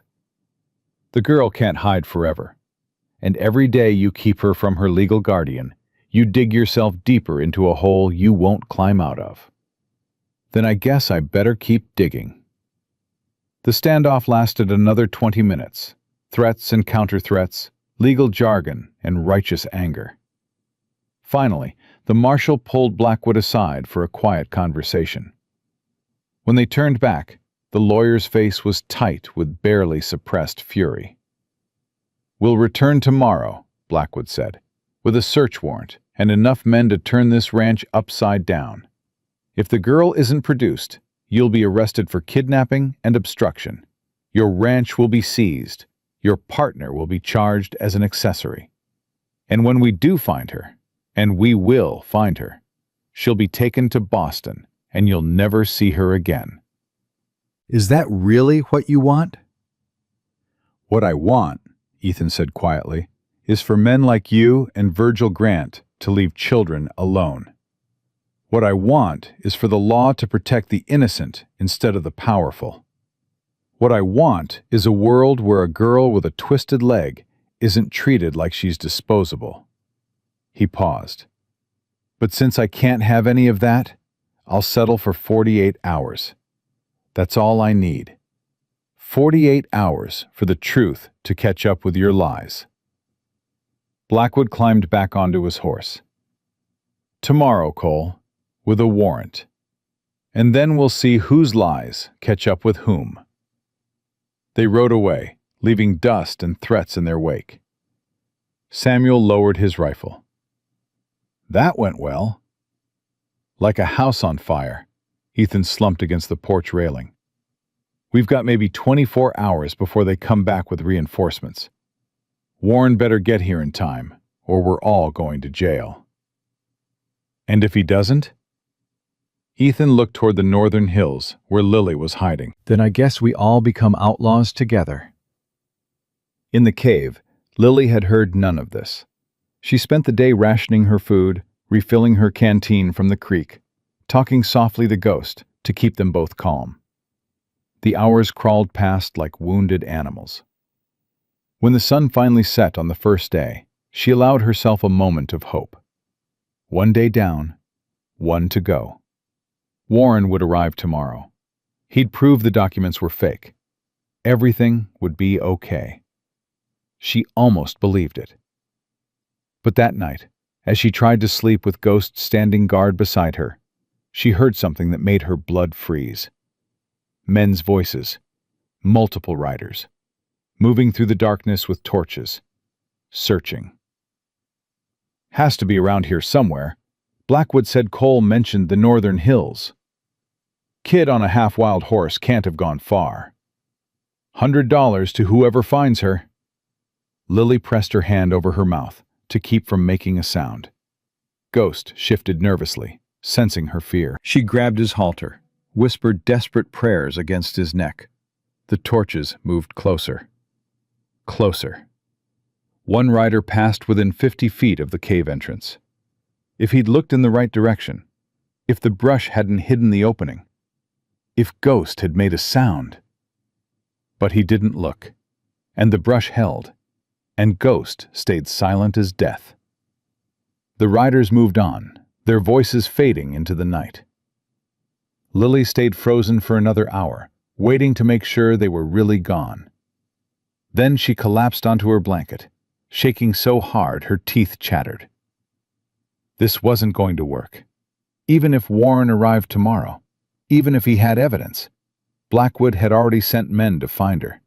They'd keep searching, keep hunting, and eventually they'd find the cave. She needed a new plan. But what? She was 8 years old, with a twisted leg and a half-wild horse. She had no money except what Ethan had given her. No family, no friends except 2 men who were about to be arrested for protecting her. Ghost lowered his head, nuzzling her shoulder. The simple gesture of comfort from an animal who'd learned to trust again made something crack open in Lily's chest. "I'm not giving up," she whispered to the horse. "I'm not.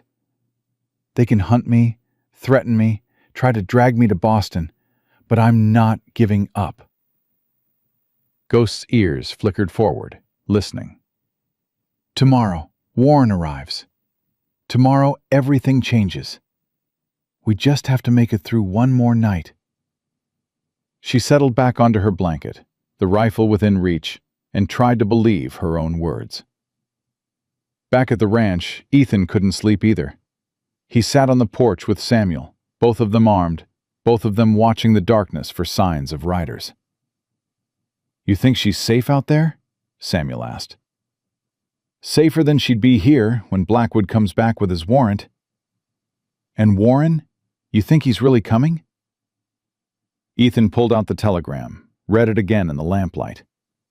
He better be, because if he's not, we've got nothing. And Lily, his voice broke. Lily deserves better than nothing. They sat in silence, waiting for dawn, waiting for answers, waiting for a lawyer who held their last hope in his hands. And in a cave 2 miles north, a girl with a twisted leg and a heart full of stubborn hope held on through the darkness, refusing to give up. Tomorrow would bring truth or tragedy. They'd find out which at dawn. Dawn came cold and gray, turning the world outside the cave into something ghostly and uncertain. Lily woke to Ghost's nervous whicker, his ears pinned back, listening to something she couldn't yet hear. Then she heard it too. Hoofbeats. Multiple horses moving fast toward the ranch. She grabbed the rifle, her hands shaking, and pressed herself against the cave wall. This was it. Either Warren arriving to save them, or Blackwood returning with enough men to tear the ranch apart, board by board. The hoofbeats faded toward the south. Lily waited, counting her heartbeats, trying to decide if she should risk leaving the cave to see what was happening. Ghost pawed the ground, agitated, sensing her fear. "I know, boy, I know." She ran her hand along his neck. "Just a little longer. We can hold on a little longer." But holding on was getting harder by the minute. At the ranch, Ethan stood on the porch watching 3 riders approach through the early morning mist. His hand rested on his revolver, but he didn't draw. Not yet. The lead rider pulled up 20 feet away and dismounted. He was younger than Ethan expected, maybe 35, with sharp, intelligent eyes and a leather document case strapped to his saddle. "Ethan Cole?" "Depends who's asking." "Daniel Warren, attorney at law. Martha Henderson sent me." He pulled papers from his case. "I believe you're expecting me." The tension drained from Ethan's shoulders so fast he nearly staggered. "You're early. Telegram said 48 hours. I rode through the night. Mrs. Henderson's message suggested urgency." Warren's gaze swept the yard. "Where's the girl?" "Safe. For now." Ethan stepped off the porch. "You got the evidence you mentioned? Because Blackwood's coming back this morning with a warrant and enough men to burn this place down looking for her." "I've got evidence that'll bury Blackwood and his employer both." Warren opened his case, began laying papers on the porch railing. Testimony from 17 former child laborers who were acquired through similar legal maneuvers. Medical records showing injuries consistent with factory work. Financial documents proving Virgil Grant profits directly from child labor. He pulled out a specific document. And this, proof that the genealogical records Blackwood presented to Judge Whitmore were forged. Samuel had emerged from the house. "How'd you get all this so fast?" "I didn't. I've been building this case for 6 months, ever since my own niece nearly fell into Grant's trap back in Illinois." Warren's expression hardened. "When Mrs. Henderson contacted me about Lily's situation, I realized this was the opportunity I needed to expose Grant completely." "Will it hold up in court?" Ethan asked. "It'll do more than hold up. It'll destroy Grant's entire operation." Warren looked toward the hills. "But first we need to keep Lily safe long enough to present it to a judge. Where exactly is she?" Before Ethan could answer, the sound of approaching riders cut through the morning air. A lot of riders, at least a dozen, maybe more. "That'll be Blackwood," Warren said grimly. "Right on schedule." "You knew he'd come back this morning?" "I know how men like him think. They push hard and fast, try to overwhelm opposition before anyone can mount a proper defense." Warren gathered his papers. "Let me do the talking, and whatever happens, don't tell them where Lily is. Not until I've had a chance to present my evidence to Marshal Davies." The riders appeared, Blackwood and the marshal in front, followed by 10 armed men who who looked like they'd kill for the right price. They pulled up in a cloud of dust surrounding the ranch house. "Mr. Cole," Blackwood said, his voice tight with barely suppressed anger, "I have a warrant to search these premises for Lily Grant. You can cooperate, or you can be arrested for obstruction. Your choice." "Actually, there's a third option." Warren stepped forward. "Daniel Warren, attorney at law. I'm here representing Mr. Cole in this matter." Blackwood's eyes narrowed. "This doesn't concern you, counselor." "On the contrary, it concerns me greatly." Warren turned to the marshal. "Marshal Davies, before you execute that warrant, I need to show you something.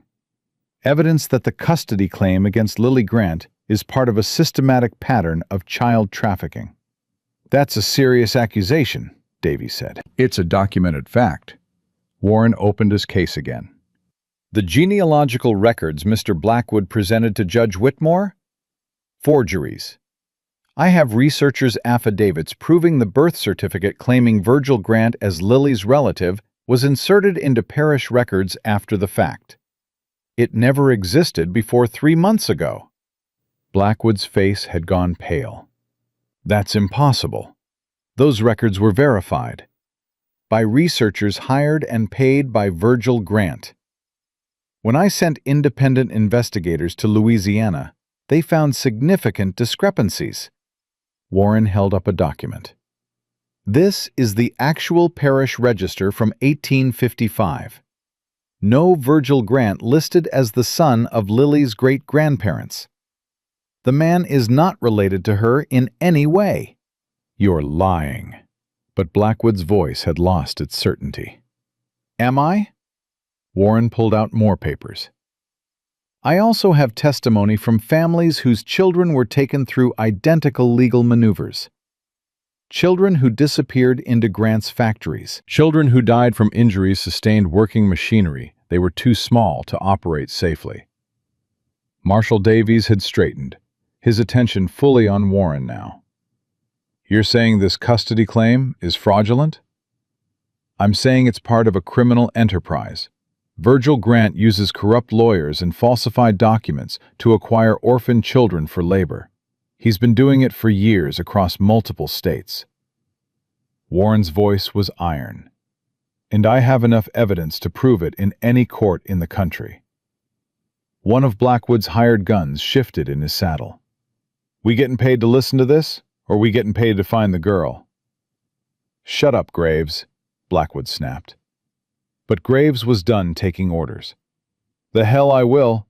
We rode all the way from Boston because you said this would be easy money. You said we'd grab the kid, collect our pay, and be done. You didn't say nothing about lawyers and testimony and federal marshals." "I said shut your mouth." "You want me to shut my mouth? Then pay me what you owe me. Otherwise, I'm telling this marshal everything about how Grant's operation really works." Blackwood's hand moved toward his gun. Davies saw it and drew faster, his revolver aimed at Blackwood's chest. "Don't," Davies said quietly. "Don't make this worse than it already is." The tension in the yard was thick enough to choke on. Ethan had his hand on his own gun. Samuel had disappeared back into the house, probably to get the rifle. Warren stood perfectly still, watching everything with the calm of a man who'd seen this play out before. Finally, Blackwood lowered his hand. "This is a misunderstanding. Your client is going to be investigated by federal authorities." Davies holstered his gun but kept his eyes on Blackwood. "And you're going to answer some questions about your role in this enterprise." "I'm an attorney. I followed the law. You falsified documents and presented them to a federal judge. That's not following the law. That's breaking it." Davies turned to Warren. "You said you have 17 witnesses?" "Ready to testify, along with medical records, financial documents, and communications between Grant and various corrupt officials." Warren gestured to his saddlebags. "Everything you need to build a case that'll put Grant and his associates in prison for the next 20 years. Graves laughed, a harsh, bitter sound. "You're all fools if you think Grant goes down easy. Man's got connections. politicians, judges, businessmen who owe him favors. He'll walk, and everyone who testified against him will disappear. That's how it works. Maybe. Warren's voice was steady. But I'm willing to take that risk. Are you willing to risk being charged as an accessory to child trafficking? The question hung in the air. Graves looked at Blackwood, then at the marshal, then at the other hired guns who suddenly seemed very interested in their horses' manes. I got nothing to say without a lawyer, Graves muttered. Smart man. Davies turned back to Ethan. Where's the girl, Cole? Ethan hesitated, looking at Warren. The lawyer nodded slightly. She's hidden. Safe. I'll bring her back once Blackwood and his men are off my property. That's not how this works. That's exactly how this works. Warren stepped between them. Mr. Cole has legitimate concerns about Lily's safety. Given what we now know about Grant's operation, those concerns are more than justified. Lily stays hidden until we have assurances that she won't be taken. I have a warrant, which is based on fraudulent documentation. Execute it if you want, Marshal. Turn this ranch upside down, but I guarantee you won't find the girl, and all you'll accomplish is giving Grant's lawyers ammunition to argue that this was a personal vendetta rather than a legitimate custody dispute. Davies looked like he'd aged 10 years in 10 minutes. This is a goddamn mess. Yes, sir, it is. But it's a mess with a simple solution. Warren pulled out another document. I've already filed an emergency motion with Judge Whitmore to rescind the custody order. Given the evidence of fraud, I expect him to grant it within 48 hours. In the meantime, Lily remains in Mr. Cole's custody, pending a full investigation. And if Whitmore doesn't grant the motion, then we go to trial, and I bury Virgil Grant so deep in legal proceedings he'll never see daylight again. Blackwood had been standing silent, his face a mask of barely controlled rage. Now he spoke, his voice dripping venom. You think you've won. You think one lawyer with a briefcase full of papers can stop a man like Virgil Grant? But you're wrong. He has resources you can't imagine, connections that reach higher than some territorial judge. This isn't over. You're right, Warren said calmly. It's not over. It's just beginning. Because every word you've said here today has been witnessed by a federal marshal and documented for court proceedings. So please, keep talking. Make my case even stronger. Blackwood's jaw worked like he wanted to say more, but some last shred of self-preservation kept him quiet. Davies sighed. Mr. Blackwood, you and your men are going to ride back to town. You're going to stay at the hotel. You're not going to leave. You're not going to contact anyone. You're going to wait while I sort through this mess and figure out who's telling the truth. You understand? On what authority? On the authority of a federal marshal who's seen enough to know something illegal is happening here. Now move, before I decide to arrest all of you just to be safe. The hired guns didn't need to be told twice. They turned their horses and started riding, clearly wanting no part of whatever was coming next. Graves hesitated, looking at Blackwood with something like contempt, then followed. Blackwood remained, his hands clenched into fists. This isn't finished, Cole. Yes, it is. Ethan's voice was quiet but final. You're going to ride away from my property. You're going to stay away from Lily. And if I ever see you near her again, I'll forget I used to be a lawman and remember how much I hate men who hurt children. For a moment, it looked like Blackwood might draw. But Davies was still there, still armed, still watching. Blackwood climbed onto his horse without another word and rode away, his back rigid with fury. The silence that followed felt like the world taking its first breath after nearly drowning. Well, Samuel said from the doorway, rifle in hand. That went better than expected. Davies turned to Warren. I'm going to need copies of everything you've got, tonight, and I'm going to need to talk to those 17 witnesses. You'll have everything by morning. Warren looked at Ethan. Bring the girl back. She's safe now. You sure about that? As sure as I can be. Blackwood's done. Grant's operation is about to collapse, and Judge Whitmore is going to be very interested to learn how his court was used to facilitate child trafficking. Ethan nodded and headed for the barn. Samuel followed. 20 minutes later, they were riding north toward the creek, toward the cave where Lily had spent 2 days hiding, with nothing but a horse and hope to keep her company. In the cave, Lily heard the hoofbeats approaching and grabbed the rifle. Her hands were steady, despite the fear singing through her veins. If this was Blackwood's men, if Warren hadn't arrived, if everything had fallen apart, she'd fight. She was done running. "Lily!" Ethan's voice echoed off the limestone. "Lily, it's us. You can come out." She didn't move. Couldn't move. What if it was a trick? What if they'd forced Ethan to call her? "Pequeña, it's over." That was Samuel. "The lawyer came. He has evidence. Blackwood is finished." Still, she hesitated. Ghost nudged her shoulder, sensing her uncertainty. Then Ethan appeared at the cave entrance, alone, his hands raised to show he meant no threat. "It's really over, Lily. Warren exposed the whole operation. The marshal's on our side. You can come home." The word home broke something in her. She dropped the rifle and ran.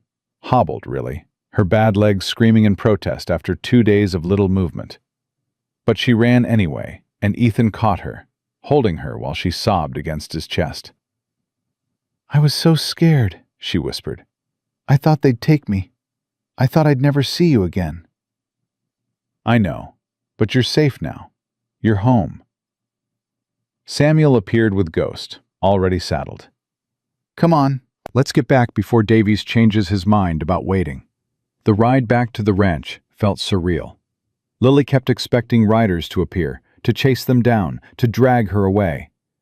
But the land stayed empty and quiet, disturbed only by birds and the whisper of wind through grass. When they arrived, Warren was waiting on the porch.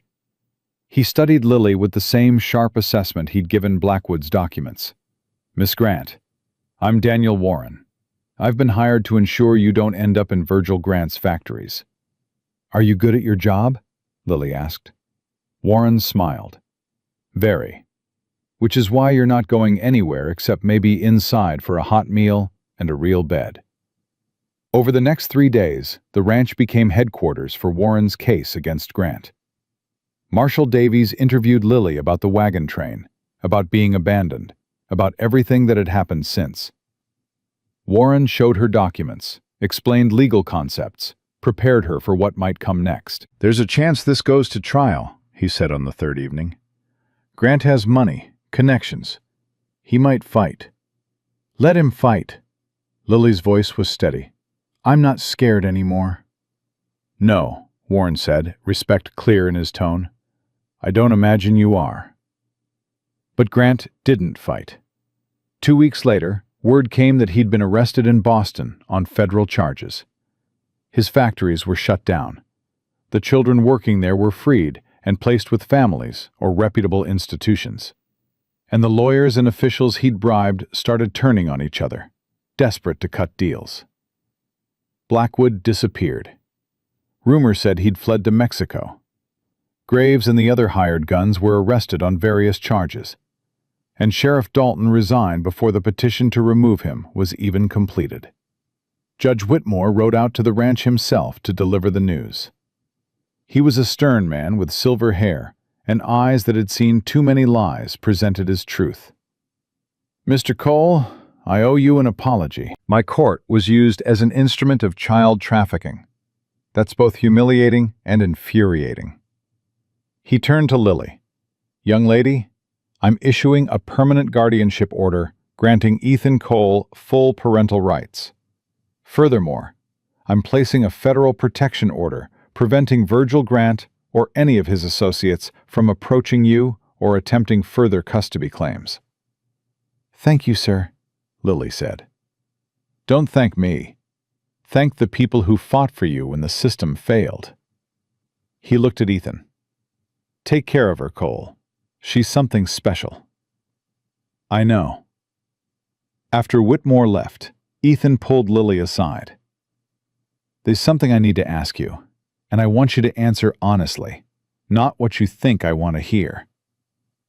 Okay. Do you want to stay here, with me and Samuel, as my daughter, legal and permanent? Lily stared at him, her throat suddenly tight. You mean it? Really mean it? I wouldn't ask if I didn't. His voice was gruff with emotion. You've given me a reason to wake up in the mornings, Lily. A purpose beyond just existing. And He stopped, swallowed hard. I'd be honored if you'd let me be your father. Yes. The word came out as a sob. Yes, I want that. I want that more than anything. He pulled her into an embrace, and for the first time since her parents died, Lily let herself believe in permanence. This wasn't temporary. This wasn't conditional. This was real. This was family. The adoption papers were filed 3 weeks later. Lily Grant became Lily Cole in the eyes of the law, though she'd already been Lily Cole in her heart. Life settled into new rhythms.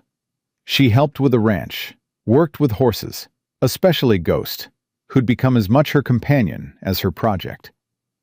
She studied with a teacher Mrs. Henderson arranged to visit twice a week. She learned to rope from Samuel and to shoot from Ethan, and to trust that tomorrow would come without bringing disaster. 6 months after the adoption, a boy arrived at the ranch. His name was Thomas, and he had burn scars covering his arms from a factory accident.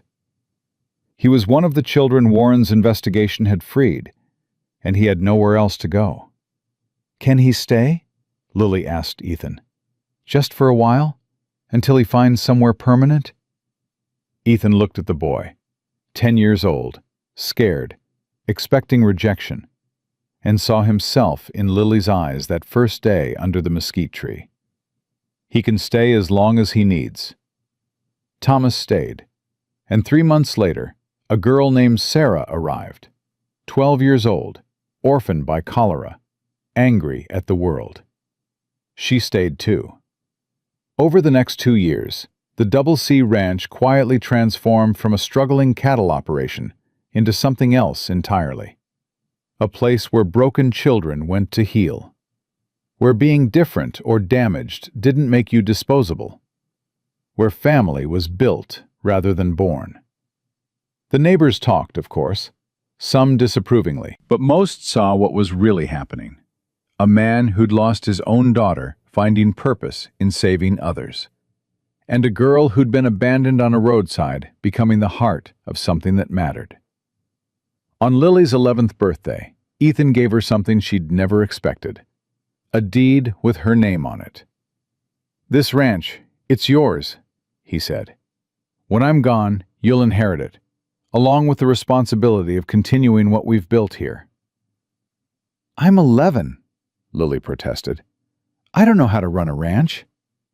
You've been running it for the last 2 years. You just didn't notice. He smiled. Every child who comes here, you're the first one to make them feel safe. You teach them about the animals, help them with their studies, show them that their past doesn't define their future. That's not something I taught you. That's who you are. Lily looked around at the ranch that had become home, at Ghost in his corral, at Thomas and Sarah arguing over whose turn it was to collect eggs, at Samuel teaching a new arrival how to curry a horse, at all the pieces of broken things finding ways to fit together. I want to do more, she said suddenly. Not just here. Everywhere. There are kids like us in every town, every city. Kids who need someone to fight for them. Then we'll fight. Ethan put his hand on her shoulder. Together. And they did. Over the next decade, the Double C became a model for other ranches and farms across the territory. Lily, Now a young woman with a gift for healing broken things, both human and animal. Traveled to other towns, helped establish similar programs, testified before territorial legislatures about the need for child welfare laws. When she was 19, she spoke at a conference in Austin, standing before an audience of educators and reformers and government officials. She leaned on the crutch that had become as much a part of her as her own arm and told her story. About being abandoned on a roadside, about a man who'd chosen to stop when he could have ridden past, about learning that worth wasn't measured in physical perfection, but in strength of character. The speech was met with standing applause, and afterward, a dozen organizations approached her about replicating the ranch's model in other states. The idea that had started with one man's kindness and one girl's resilience was spreading, changing the way people thought about orphaned and disabled children across the frontier. Years became decades. Ethan grew old, his hair white, his movements slower, but his eyes still sharp with purpose. Samuel stayed until the end, dying peacefully in his sleep at 73, surrounded by children he'd taught to rope and ride and believe in themselves. And Lily became something extraordinary, not despite her twisted leg, but because of everything it had taught her about resilience and worth, and the power of refusing to give up. On her 35th birthday, she stood in the ranch house looking at a wall covered in photographs. Dozens of children who'd passed through the Double C. Doctors, teachers, ranchers, shopkeepers, people who'd gone on to build lives that mattered because someone had believed they were worth saving. Ethan, now 77, and moving with the careful slowness of advanced age, stood beside her. "Proud of what we built?" he asked. "Proud doesn't begin to cover it." Lily turned to face him. "You gave me everything. Not just life, but a reason to live it. A purpose beyond just surviving." "No." Ethan's voice was firm despite his age. "You gave that to yourself. I just provided the space for it to grow." He paused. "But I am grateful. For every day I got to watch you become the woman you are." That night, Lily sat on the porch with a cup of coffee, watching the sun set over the Texas hills. Ghost, now ancient and gray-muzzled, stood in his corral, still coming to the fence when she called, still finding peace in her presence. She thought about the girl she'd been, broken, terrified, convinced she was worthless because her body didn't work the way other people's did. She thought about the woman she'd become, strong, purposeful, using her pain as a bridge to help others cross from suffering to hope. And she thought about Ethan's words from years ago, about how saving one person could change the world. He'd saved her. She'd saved others. And those others would go on to save still more. Ripples spreading outward from a single choice made on the dusty Texas road under a merciless sun. The screen door creaked, and the young girl appeared, the newest arrival at the ranch, barely 8 years old, her arm in a sling from an injury that would never fully heal. She looked at Lily with the same fear and desperate hope Lily had once shown Ethan. "Miss Lily, is it true what they said in town? That you were abandoned too? That Mr. Cole found you dying by the roadside?" "It's true." "And he just stopped? Just decided you were worth saving?" Lily smiled. "He decided I was worth stopping for. I had to decide I was worth saving. That's the important part. Someone can offer you hope, but you have to choose to take it." The girl considered this. "I don't feel very worth saving." "I didn't either, for a long time." Lily stood, moved to sit beside the child. "But here's what I learned. Your worth isn't determined by what you can do, or how perfect your body is. It's determined by who you choose to be, by whether you use your pain to hurt others or help them, by whether you give up or keep fighting." Which did you choose? I chose to fight, every single day. Some days I won, some days I lost. But I never stopped choosing. Lily looked out at the ranch, at everything she and Ethan had built. And look where it got me. Home, family, purpose. Everything I thought I'd lost forever. The girl leaned against Lily's shoulder. You think I can find that too? I know you can. Because if a girl with a twisted leg and no family could build all this, Lily gestured at the ranch, at the children working in the yard, at the life blooming from dirt and determination, then you can build anything you want. You just have to believe you're worth the effort. They sat together in the gathering dusk, woman and child, both survivors, both fighters, both proof that the most powerful force in the world wasn't wealth or strength or physical perfection. It was simply the choice to care when caring was difficult, to love when love seemed risky, to build family from fragments others had discarded. Ethan Cole had made that choice on a scorching afternoon in 1873, pulling his horse to a stop beside a dying child under a mesquite tree.